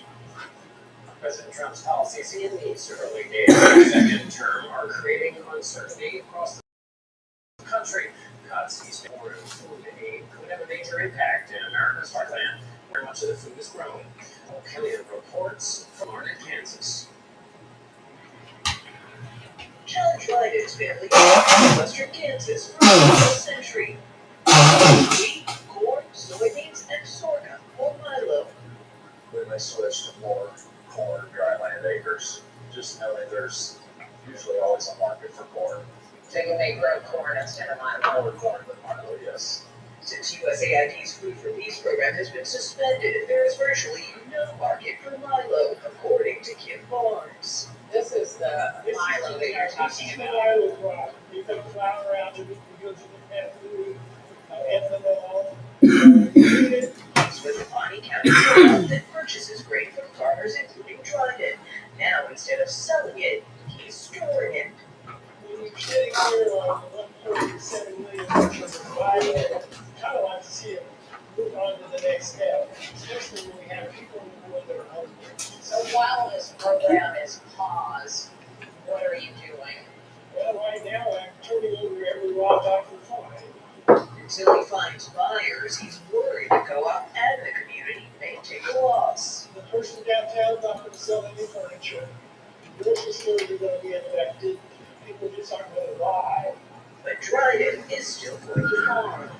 We're throwing punches all the time, basically drought, hailstorms, insects. This is just another punch. How many more punches can you take? I don't know. That's got Henry Fitzgerald Georgia with Hudson lawsuits into USAID are threatening this global economy. What's the cost of one box? One box is about $40. What more is the CEO of the nonprofit Nana Nutrition, which makes a peanut paste from starving kids in war zones and families. If the system stops, It's to catch back up, it will cost not just time, but lives, thousands, if not tens of thousands of lives. The base is pretty simple. Take peanuts, blend it with milk, sugar, and vitamins. The result might not look like much, but he says if you go through those. Remember all the federal contracts he's counted on for years is an income. We're on, we're off, we're back on here. He says he received a stop for then jumped to resume. Then had his contracts canceled. And someday they would reinstate it again. And was one of the 40 employees. Canada is one of the top portfolios in Daniel County. The area is outside of Atlanta. Not much brilliant in my people. Jason Holt is the mayor of Fitzgerald. Atlanta is a 2 or 3-fold contributor to our economy.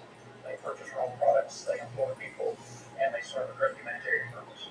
What's your outcome? I hope they continue to grow. For Mayor Holt, keeping the economy healthy here is personal. I have a graduating senior coming up. He has a path in mind. He would like to come home. And I will Fitzgerald would be here for him to come home too.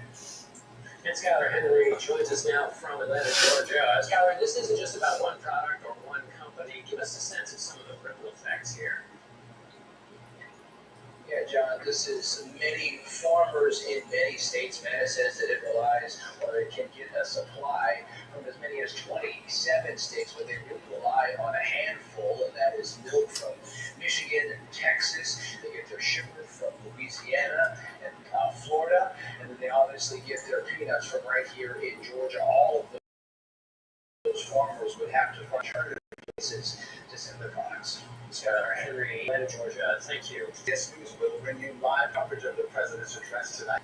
Margaret Brennan will be joining us at 9 o'clock Eastern, 8 Central, and that's 6 West. One of the top stories from around the world in tonight's evening news roundup. The mystery deepens in the deaths of actor Gene Hackman and his wife. Today, authorities said an extensive investigation for gas leaks and carbon monoxide produced no significant findings. Hackman and Betsy Arakawa were found dead last week in their home in New Mexico. The Supreme Court appears likely to throw out a lawsuit filed by Mexico against the gun maker Smith & Wesson. Mexico claims American guns have fueled drug cartel violence, but during oral arguments today, liberal and conservative justices seem skeptical of Mexico's case in light of U.S. law that largely shields gun makers. And the small town of Ada, Oklahoma, was hit by a tornado that ripped the roofs off of a number of buildings. High winds caused extensive damage at a paint warehouse in Lewisville, Texas. The storms are on the move now, forcing New Orleans to alter its Mardi Gras schedule, shortening some parades to meet the weather. Monty Quinn will have more on the storm system and where it's heading later in the broadcast. And we'll have these stories. I'm David Schechter in California. While Los Angeles burned, scientists far out at sea were collecting water samples full of toxic ash, and now they want to know how that might impact the health of our fish. That's tonight's Eye in America. I'm just Kyle in Kyiv, where President Zelensky has assured the U.S. he wants peace with Russia and has even outlined war. That's next on CBS Evening News.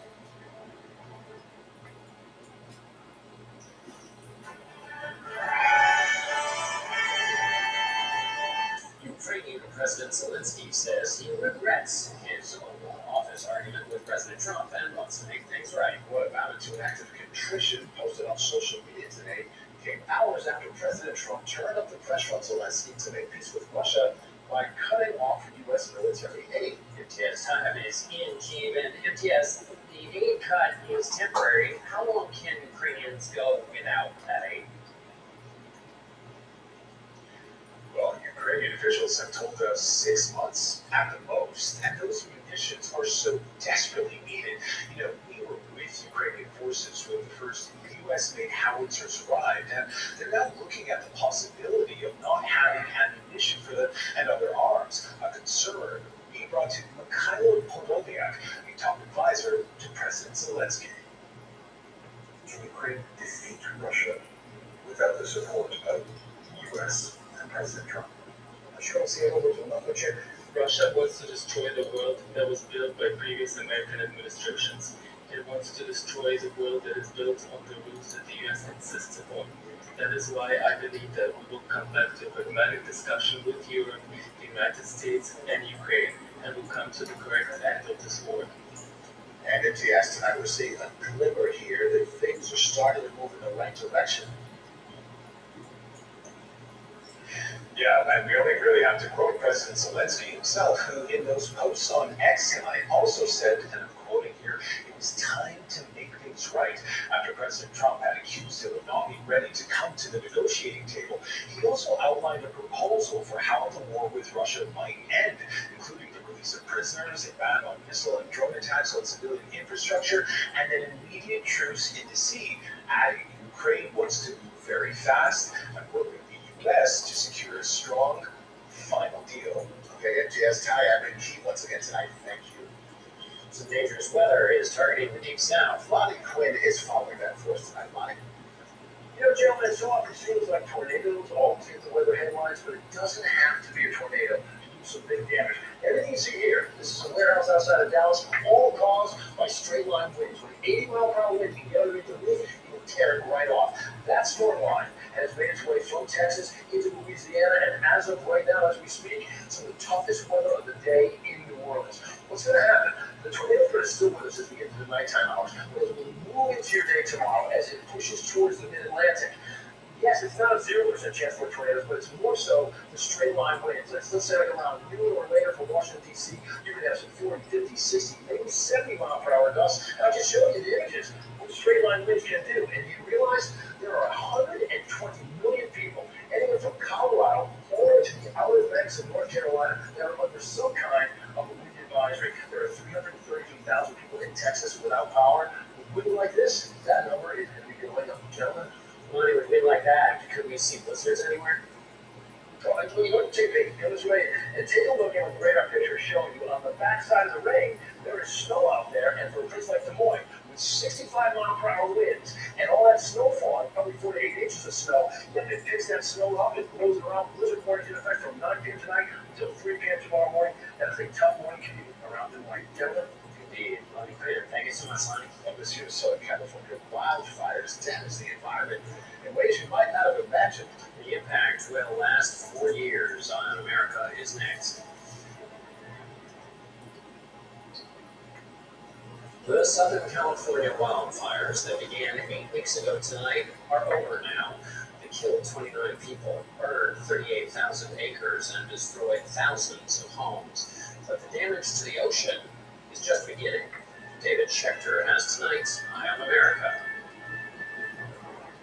This is Krebs, Institute of Oceanography. He's where you'll find Danish scientist Rasmus Swelthorpe. Rasmus Swelthorpe. Sounds like a great seafaring name. Okay, I haven't heard that one before, but recently he was aboard this research ship that only goes out every 3 months. We were traveling the coast of California collecting plankton samples, small organisms that many larger fish live on.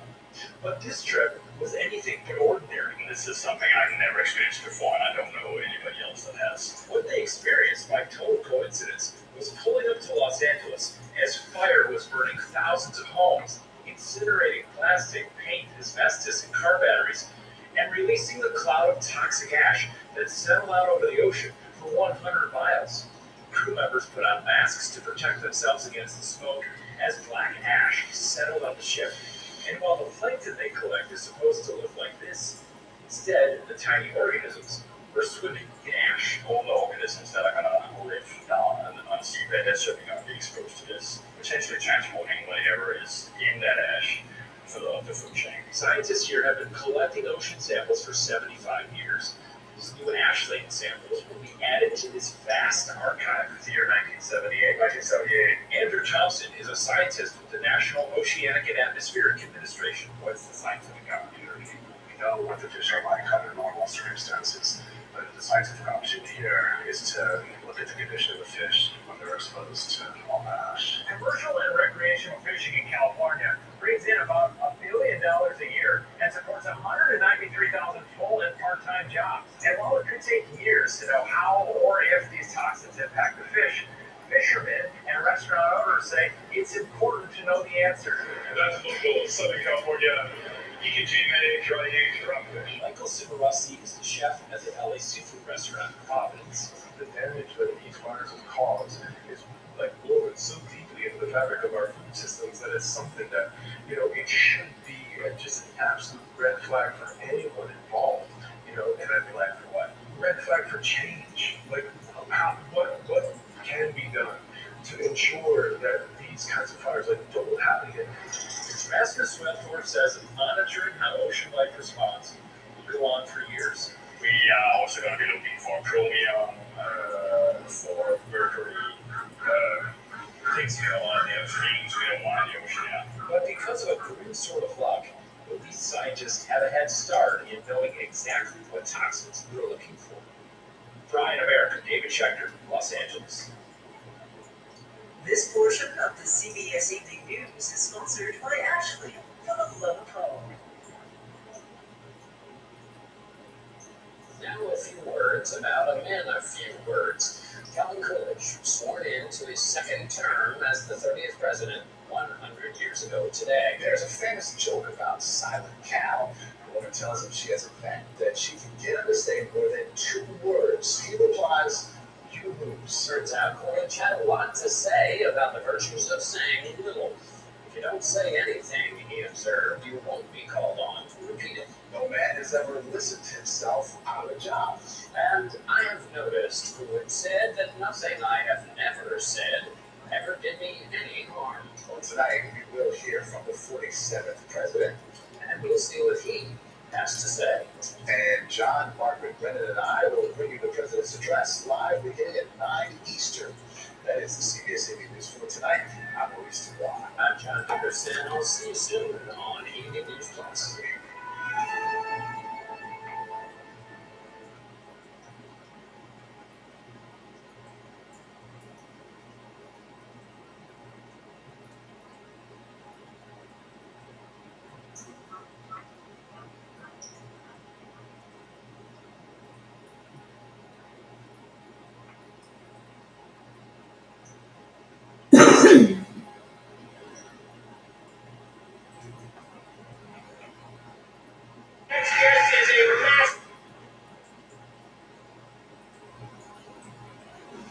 We are living in a moment in our country's history, facing unprecedented challenges. How we respond.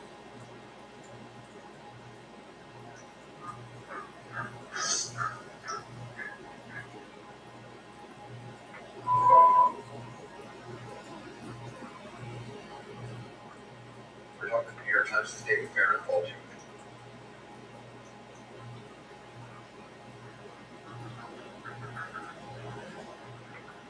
Let's start off here. How do you felt about Donald Trump? I want to buy your house. I can pay you cash for your house no matter what conditions. You need to sell your.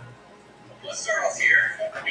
How have you felt about Donald Trump and Elon Musk using 18-year-old dudes to fire veterans and lifelong civil service? So a lot of these guys are like gamers, and I envision them like looking for a black hole, to get like extra hours and stuff like that. It's all like a game, but this is real people's lives, and it doesn't make sense to me. I'm all for trying to put out at least one of the news, but why do you not find the people that we're seeing in the news not file? Are there proper channels to report waste fraud and abuse? You don't have to do it through the executive branch. The problem is that the public views it, and is there any place for it? I mean, that's to defend just the status quo is not enough.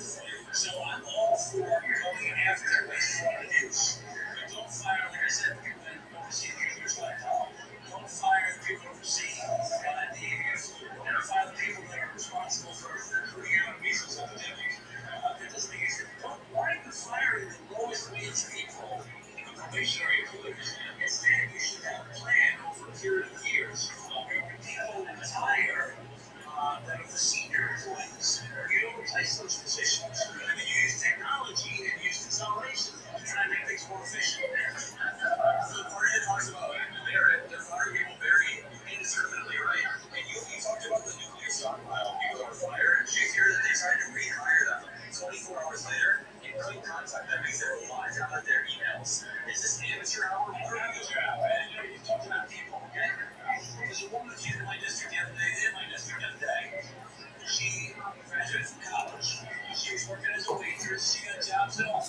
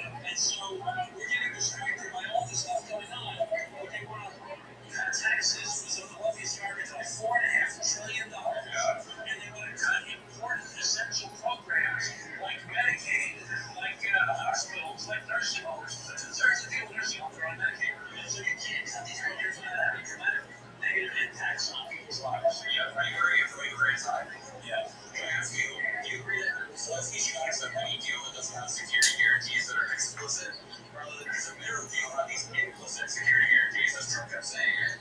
Explicit security guarantees. I'm a person who wants to work together across party lines to get things done. I find myself like that. I'm the co-chair of the problem solvers caucus, Democrats and Republicans, trying to find common ground and work to get things done.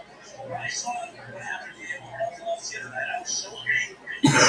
Really angry. I felt that Zelensky was ambushed. And the guy asked him a question. He said, you know, you're coming to that suit? Like it was Marjorie Taylor, right? Why does he ask questions in the Oval Office? And why does he ask that question when Elon Musk shows up with a t-shirt? They said, we're continuing you guys. They're ambushed. And they all sort of swear. These are all real sticking in the area. What do you think Reagan's going to do with his mind right now? Like, if you Zelensky, Rubio, if you have Zelensky's honest, he's going to get killed. Yeah. They're going to get raped. She's going to get kidnapped. And these guys are treating it like it's a reality TV show. This is serious business. We all want peace. And I like the mineral kids idea. It's fine. Let's do something like that. But that's, as you said, you're going to get questioning. Let's have security guarantees. Because if Putin comes back in again, he's going to stop here. And he's going to listen. He's going to say, and that's what Vance said too. Ukraine's such a small country. How can they possibly beat Russia? Okay, that's it. We give up on it. We say you're small, we can't win. What happens to the countries next door? Lithuania, Latvia, Estonia. What happens to Moldova? What happens to Poland? So this is serious business. It's not being treated seriously. Trump flips reality. He says this lets me try to start World War III. What you just said, being justified as a hero. They start World War III. I mean, the Baltic countries, they still said have been on Russia's border for decades, since 2004. So Vladimir Putin uses justification that NATO countries on our border are a threat. He already had multiple countries over. How does the president of the United States begin to be sympathetic to these areas? I really don't. Is there private phone calls or? I don't know if it's a strategy. I don't know if it's amateur hour, as you said. I don't know if it's mean spirited. We don't really know what it is. And we have to just figure out how we can keep on moving forward. We're working together when we can and fighting back when we must. But tonight is the State of the Union. And the president in his campaign said a couple of things. He said, number one, we're going to rapidly reduce costs. That's the first campaign. Number two, he said we're going to secure the border and we're going to fix the immigration system. And number three, he's going to end the Ukraine war in 24 hours. And we're going to have the best reputation in the world. Well, what are those two things? Costs are going up. The stock market's going down. People are freaking out about their 401ks. Everybody's worried about the economy. Number two, when it comes to immigration, there's no bipartisan efforts to try to fix the border, fix the asylum system, and treat people like human beings when it comes to the dreamers, and the TPS recipients, and the foreign workers, and other essential workers we've got in our country. We need to get a deal done to actually help those people and secure the border the way that the American people want. And number three, it's not getting us peace. We got our allies. We got North America, Canada, Mexico, we got Europe, we got Ukraine. All freaking out whether they can count the USA.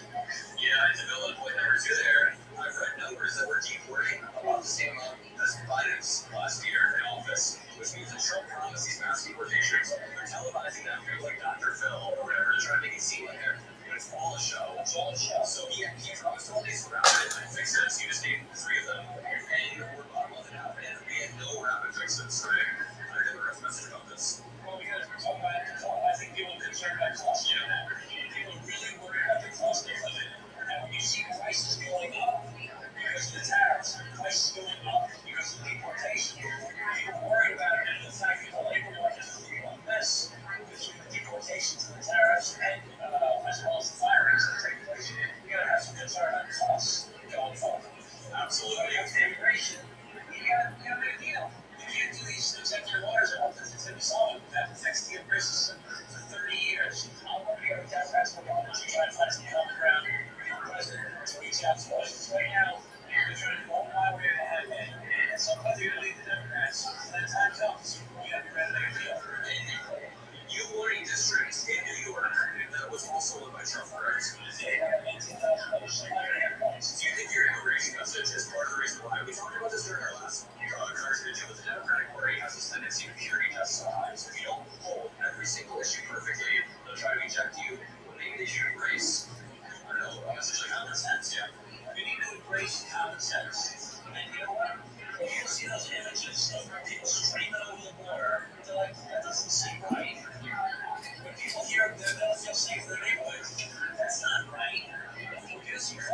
Why? That's not right.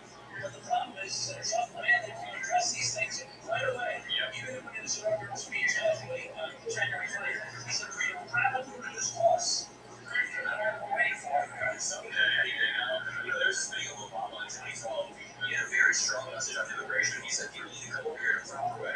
You don't get a free pass. His message was honestly like, it was basically the same as Trump's, but Trump's obviously way more bombastic about spirited. He's crazy, he's mean-spirited. Obama had a strong message on immigration, but after the Democratic Party began to see that message, it's usually the Republicans filled that vacuum. The bottom line is material status quo. Prices are too high. We do need to shake things up. The border was not secure. The asylum system is broken. So instead of us fighting Democrats and Republicans fighting each other, let's pick our common enemies. Who are our common enemies? The cartels, the organized crime, the coyotes. Get billions of dollars by taking people across Mexico or some border to try and take advantage of the asylum system that's broken right now. So let's attack that problem instead of attacking each other. Let's attack the problems that are causing our prices to go up. And Representative, are there any final thoughts you have for the audience for Democrats who right now are wondering where we're going to go in the next few years?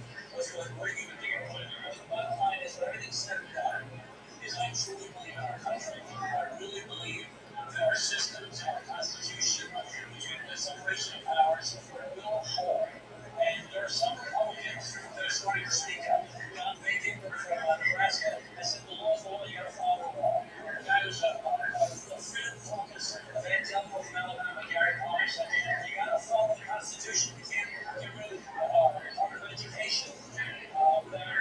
Congress, other members have come out and try to cut the 9/11 funding.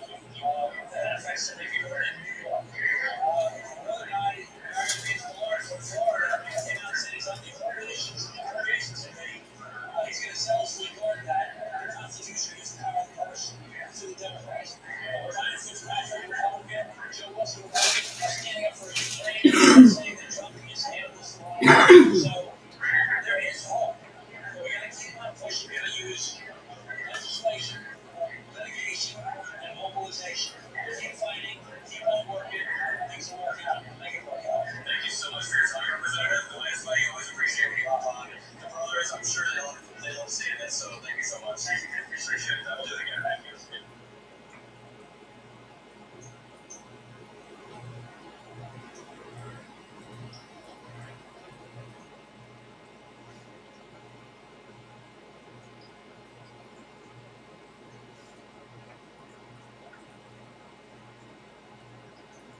But we're not even halfway through Donald Trump's joint address to Congress. It's already off the rails and one of the worst speeches I've ever seen.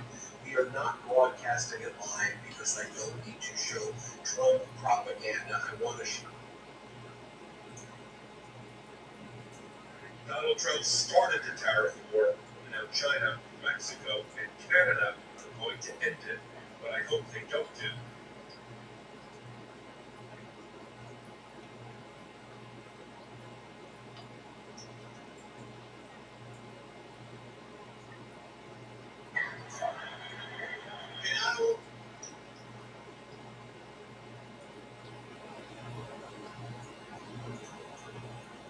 As a 42-year-old who spent most of my life studying physics, I must admit that I have a misconception.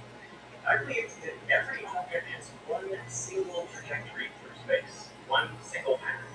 But in this video, I will prove to you that this is not the case. Everything is actually exploring all possible paths all at once. So let's start with a simple thought experiment. Say you're at a beach when all of a sudden you see your friend struggling out in the water. You want to go help him as quickly as possible, so which path should you take to get there?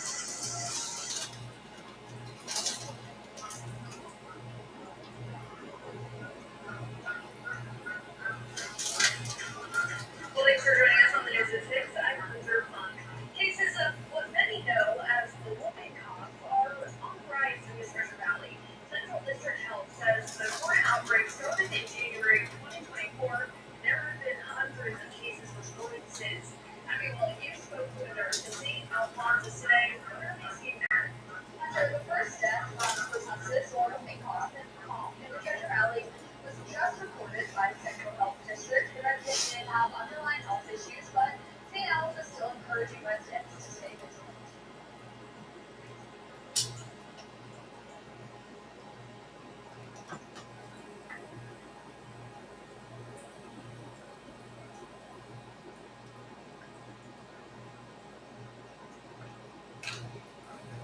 Andrew Tate tweets, new TV show. We get modern Western patriots to sit and watch Hitler's translated speeches and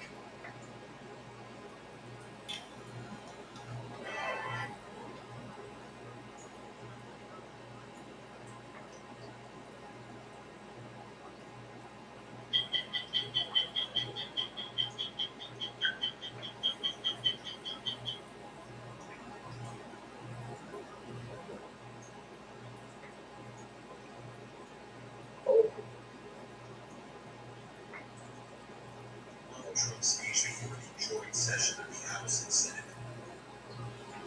That's bad news. And good news. And I'll start with the bad news first because we deserve to know this sad fact. Most of Donald Trump's speech before the joint session of the House and Senate has just concluded. It was a total disaster. I previously covered the first half of the speech, which was awful and only got worse from there. Let's talk about what Donald Trump did. He said that the tariffs are going to cause a little disturbance, but everyone's okay with disturbances, right? Here, watch this. They're about protecting the soul of our country. Tariffs are about making America rich again and making America great again, and it's happening, and it will happen rather quickly. There may be a little disturbance, but we're okay with that. Won't be much. No, we're not. Donald Trump says to the farmers to, quote, have fun now that their farms are being destroyed and their income is being taken away. Play this one. I've heard our farmers, but our farmers are going to have a field day right now. So to our farmers, have a lot of fun. I love you too. Next, Donald Trump talks about how he wants to get rid of the CHIPS Act, which brought the semiconductor industry to the United States, which invested billions of dollars in America and employs tens of thousands, hundreds of thousands of Americans. Donald Trump looks at Mike Johnson's speech and says, get rid of all of that with the CHIPS Act. We should get rid of the CHIP Act and whatever's left over, you should use it to reduce debt or any other reason you want to.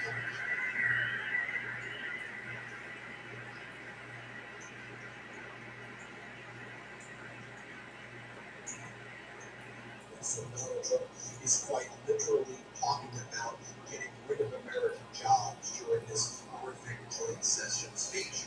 Then Donald Trump talks about a deep fake bill that he wants to sign so he can use it for himself. He says, here, playing this clip.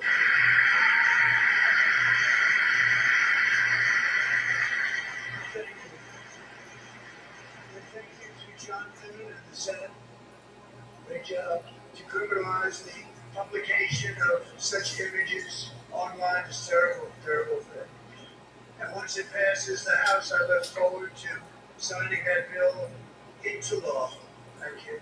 And I'm going to use that bill for myself too, if you don't mind. Because nobody gets treated worse than I do online. Nobody. Next, Donald Trump talks about conquering and annexing Greenland. He says America will take it over one way or another. And just watch behind him as well as MAGA Mike and JB Vance. And this is like the funniest thing is Donald Trump essentially declares war on Denmark, its territory, Denmark. And I also have a message tonight for the incredible people of Greenland. We strongly support your right to determine your own future. And if you choose, we welcome you into the United States of America. We need Greenland for national security and even international security. And we're working with everybody involved to try and get it. But we need it really for international world security. And I think we're going to get it one way keep you safe. And Donald Trump also talks about annexing and conquering the Panama Canal. Play this clip. Security. My administration will be reclaiming the Panama Canal, and we've already started doing it.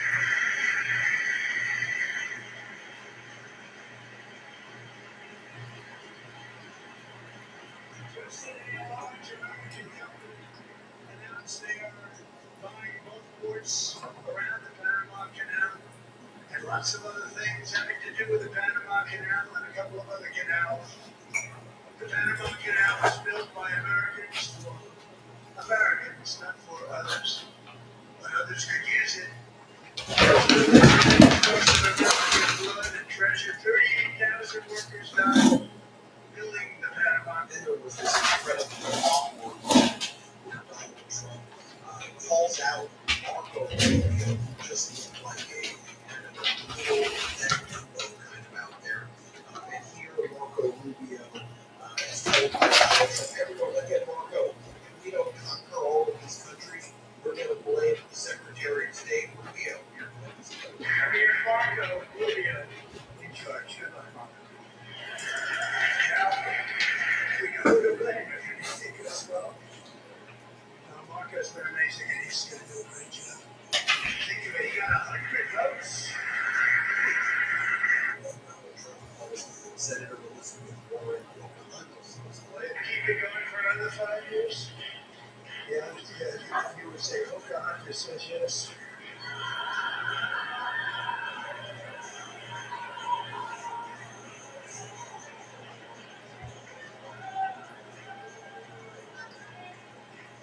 Donald Trump talks about his priorities, which includes making America the most dominant civilization ever on Earth. Well, that means but even higher. And we are going to forge the freest, most advanced, most dynamic, and most dominant civilization ever to exist on the face of this earth. We're going to. I mean, you said you were just going to lower the price of groceries. Do you start with lowering the price of groceries? I mean, peace in Ukraine in 24 hours, lowering the price of stuff, which you said you could do one day one, making housing more affordable, and bringing jobs to America, taking away jobs and not destroying the economy. Let's start with that. Then we can get to the most dominant civilization. This guy's an utter freaking clown. Like, we are watching the biggest loser bloviate and just say the dumbest crap imaginable. Like this, he goes, wokeness is in trouble. I'm sure when everybody's 401ks were tanking today, when the market was crashing today, when people can't afford stuff, they were like, oh, wokeness is in trouble. Wokeness is in trouble. Everybody's like, wokeness is trouble. Wokeness is bad. It's gone. It's gone. And we feel so much better for it, don't we? Don't we feel better? You see, their playbook is so basic. Trap you in the rage algorithm so you vote against your interests, you vote against your union, you vote against lower taxes for you, you vote against your freedoms and your rights, and the billionaires take pockets. Don't you see their scheme? The most obvious thing. Donald Trump says the big problem we have in this country is that the bad guys don't respect the law. The bad guys, the big, mean bad guys don't respect the law. Your plate slip. Sir, they have to get it. They have such a hard, dangerous job. We're going to make it less dangerous. The problem is the bad guys don't respect the law, but they're starting to respect it, and they soon will respect it. This also includes our... And Donald Trump talks about the gold card. We're going to put it for sale. $5 billion. Russian oligarchs, Chinese oligarchs, gold card. $5 billion. Buy your citizenship here in the United States. As Donald Trump takes away the TPS, the temporary protected status of his own supporters, Venezuelans, Cubans, other Latinos from Trump, their family members, to the border. But we're selling Trump gold cards, bringing the rich migrants, the oligarchs from Russia. Let's go. For that golden mine, we have developed in great detail what we are calling a gold card, which goes on sale very, very soon for $500 million. We will allow the most successful job-creating people from all over the world to buy a path to U.S. citizenship, just like in green card, but better and more sophisticated. And these people will have to pay tax in our country. They won't have to pay tax from where they came. The money that they've made, we would want to do that, but they have to pay tax, create jobs. They'll also be taking people out of colleges and paying for them so that we can keep them in our country instead of having them being forced out. Number one at the top school, as an example, being forced out and not being allowed to stay and create tremendous numbers of jobs and great success for a company out there. So while we take out Again, Donald Trump takes zero accountability, blames former President Biden for the rising prices. Joe Biden has eventually let the price of AIDS get out of control. The AIDS price is out of control. And we're working hard to get it down. Secretary, good job on that. We inherited a total mess from the previous administration.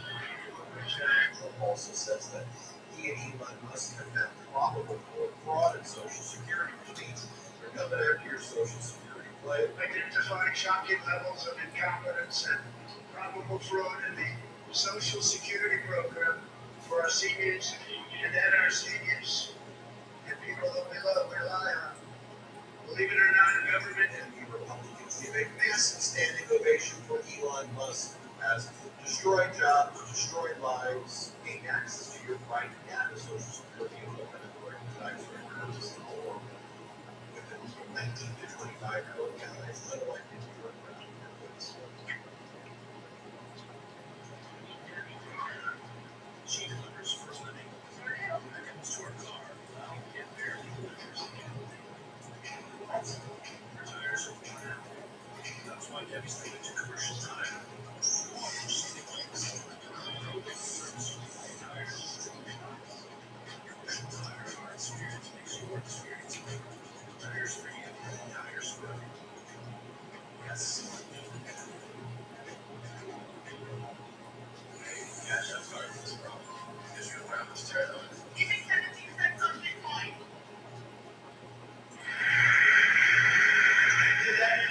created the brand new Department of Government Efficiency.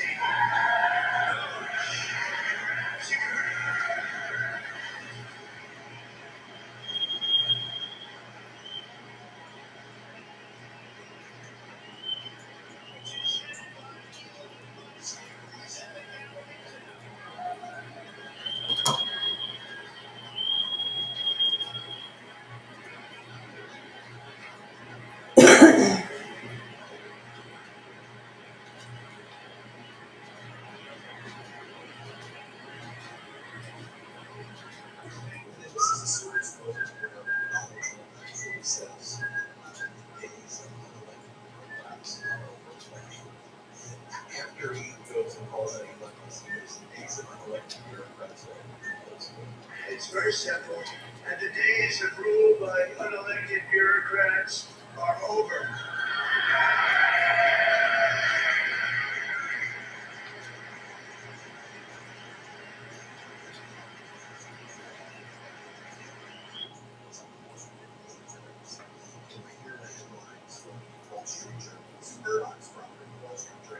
How uncertainty from Trump's tariffs is rippling through the economy. The two-headed monster stalking the economy has a name: stagflation, meaning GDP decline and rising inflation, stagflation. Trump's tariff chaos causes chaos in the auto industry. Trump more risks sinking the world into a new Great Depression. International Chamber of Commerce warns the world economy could face a Great Depression. Those were the headlines today from the Wall Street Journal. And the Republicans, though,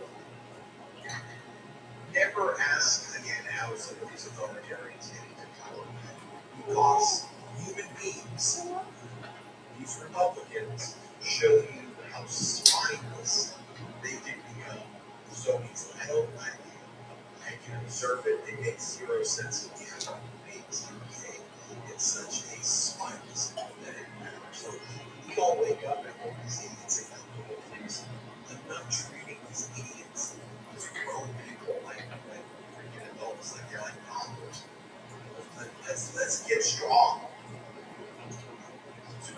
almost hit 5 million subscribers. The truth is more important than ever. Check out our new Truth Over Lies collection at store.minustouch.com. All 100% USA.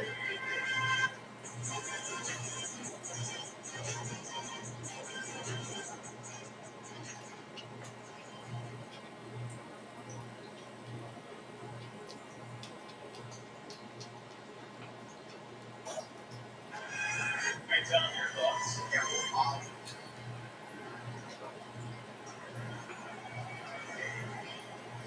Step aside. Put these in top. Only Duracell has power boosting ingredients. Runners like that. Only run on Duracell. Are you okay? Why does everyone keep asking me that since the roast? I gotta go Bronx now again.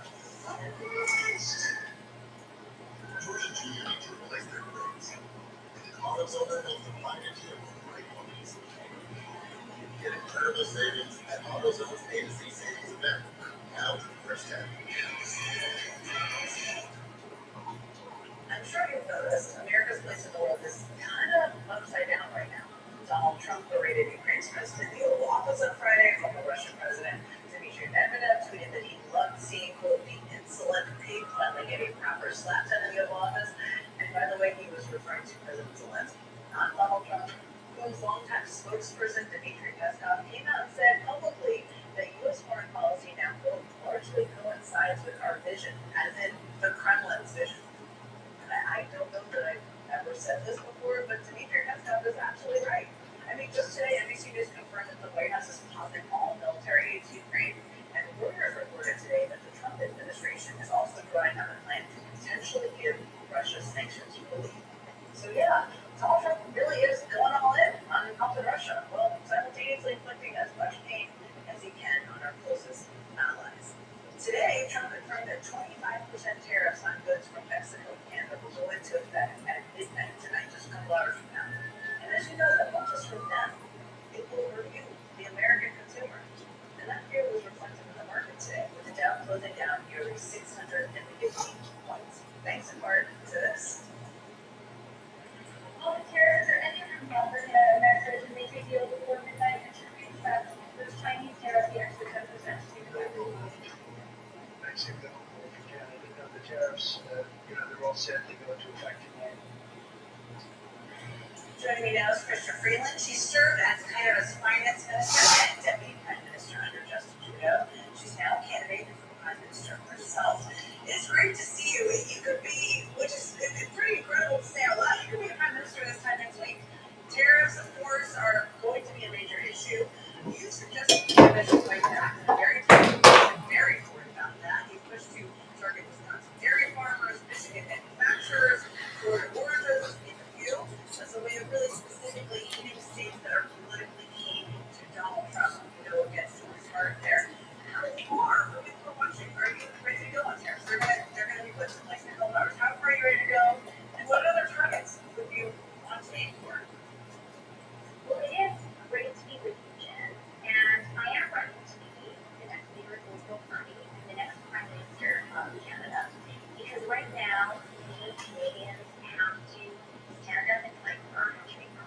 If the tariffs are imposed, as prime minister, I will fight back with dollar for dollar retaliatory tariffs, and our retaliation is going to be surgically targeted to create maximum pressure on the White House to stop what the Wall Street Journal has described quite rightly as dumbest trade war in history. An example of a measure that I will put in place as prime minister is 100% tariffs on Teslas. I think that should get some attention to the White House. And Jen, I think people, Americans, I don't think you think about Canada all that much, but I think when you do think about Canada, you might think, oh, they're smaller than us. Is this really something I should be worried about? Well, the stock market is worried. Shares have gone down, and this has been a terrible year for U.S. stocks already.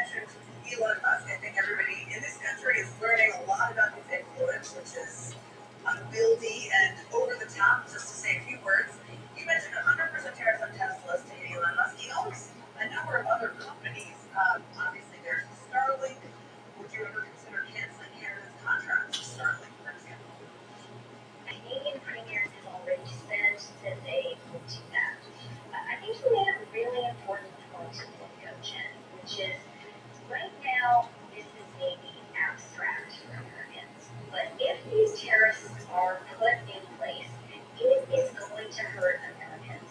Anyone who has a 401k is going to be hit because the stock market is already hurting. Anyone who needs to fill their car up with gas is going to be hit. You are going to be putting tariffs, a tax on the oil and gas and electricity that we sell you. Totally absurd. Your grocery prices are going to go up because you know what you need to grow food in the United States? You need fertilizer. And 80% of it comes from Canada, and you're going to put a 25% tax on it? I mean, the Wall Street Journal is right. This is dumb. This is utterly self-mutilating, and our retaliation is going to make it worse. Because we can't stand for these attacks on our economy. So really, what I'm saying to you and to your viewers, Jen, is call the White House now. Say to the president, say to your congressman, say to your senators, say to your governor, this is self-mutilation. It just doesn't make sense. There is no need to do this. But if you follow this path, it's going to hurt America. It's not every day when you hear a candidate to be the leader of a neighboring country call for people to call the White House and their members of Congress, and that speaks to the significance of the moment. I wanted to turn to Ukraine because I think when I first met you, you were a very well-respected journalist. You spent a lot of time in Ukraine, you covered Russia.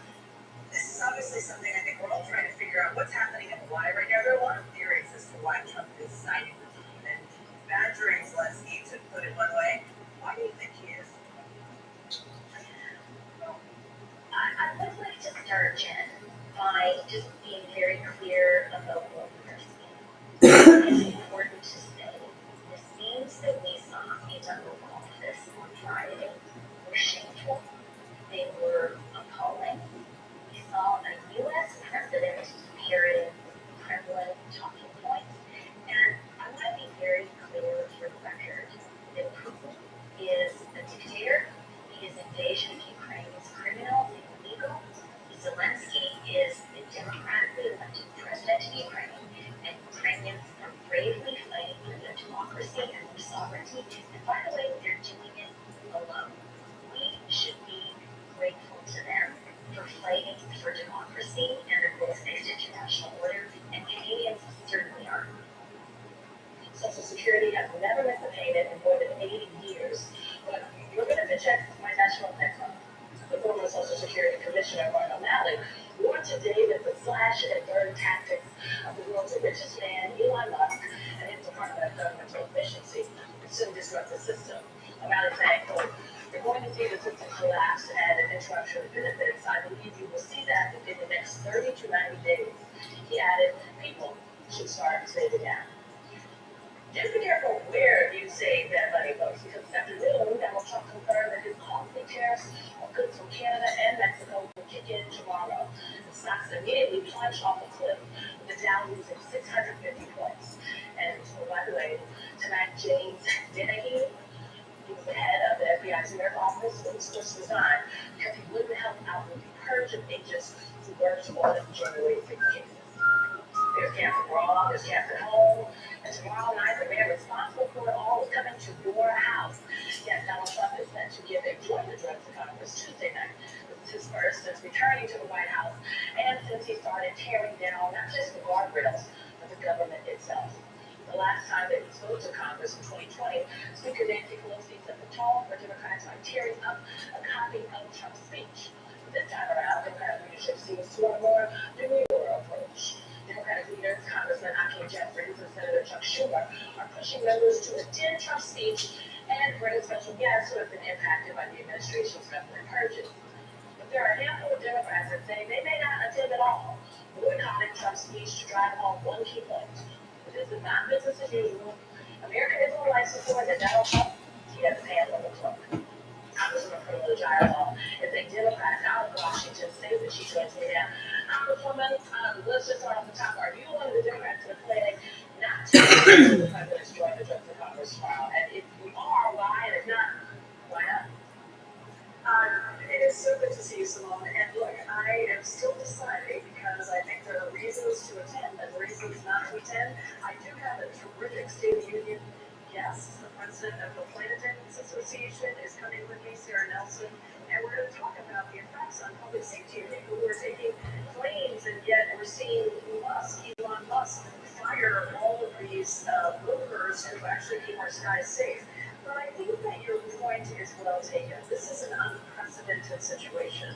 This is a situation where Elon Musk and Donald Trump are stealing from the American people, from Medicaid, from Social Security, from all the things that actually matter, just so they can give tax breaks to billionaires and destroy our government, destroy the very entity that is responsible for making sure people have a fair shot and, are able to have a functioning country. So this is serious, and I think whatever our response is tomorrow, and we'll see exactly what that looks like, it is going to need to meet the moment, and it's going to need to respond to our constituents, Republicans, Independents, and Democrats alike, who are deeply worried, concerned that Donald Trump is betraying the middle class, working class people across this country.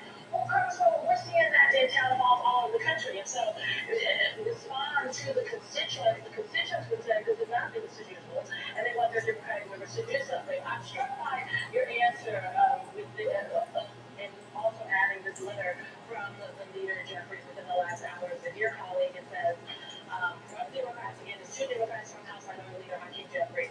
The first notable thing here is the decision to attend the joint session is a personal one. And we understand that members will come to different conclusions. However, it's important to have a strong, determined, and dignified Democratic presence in the chamber. And then next, he goes on to note throughout the week, there's a series of events planned in connection with President Trump's speech beyond the traditional Democratic response. Jeffrey says that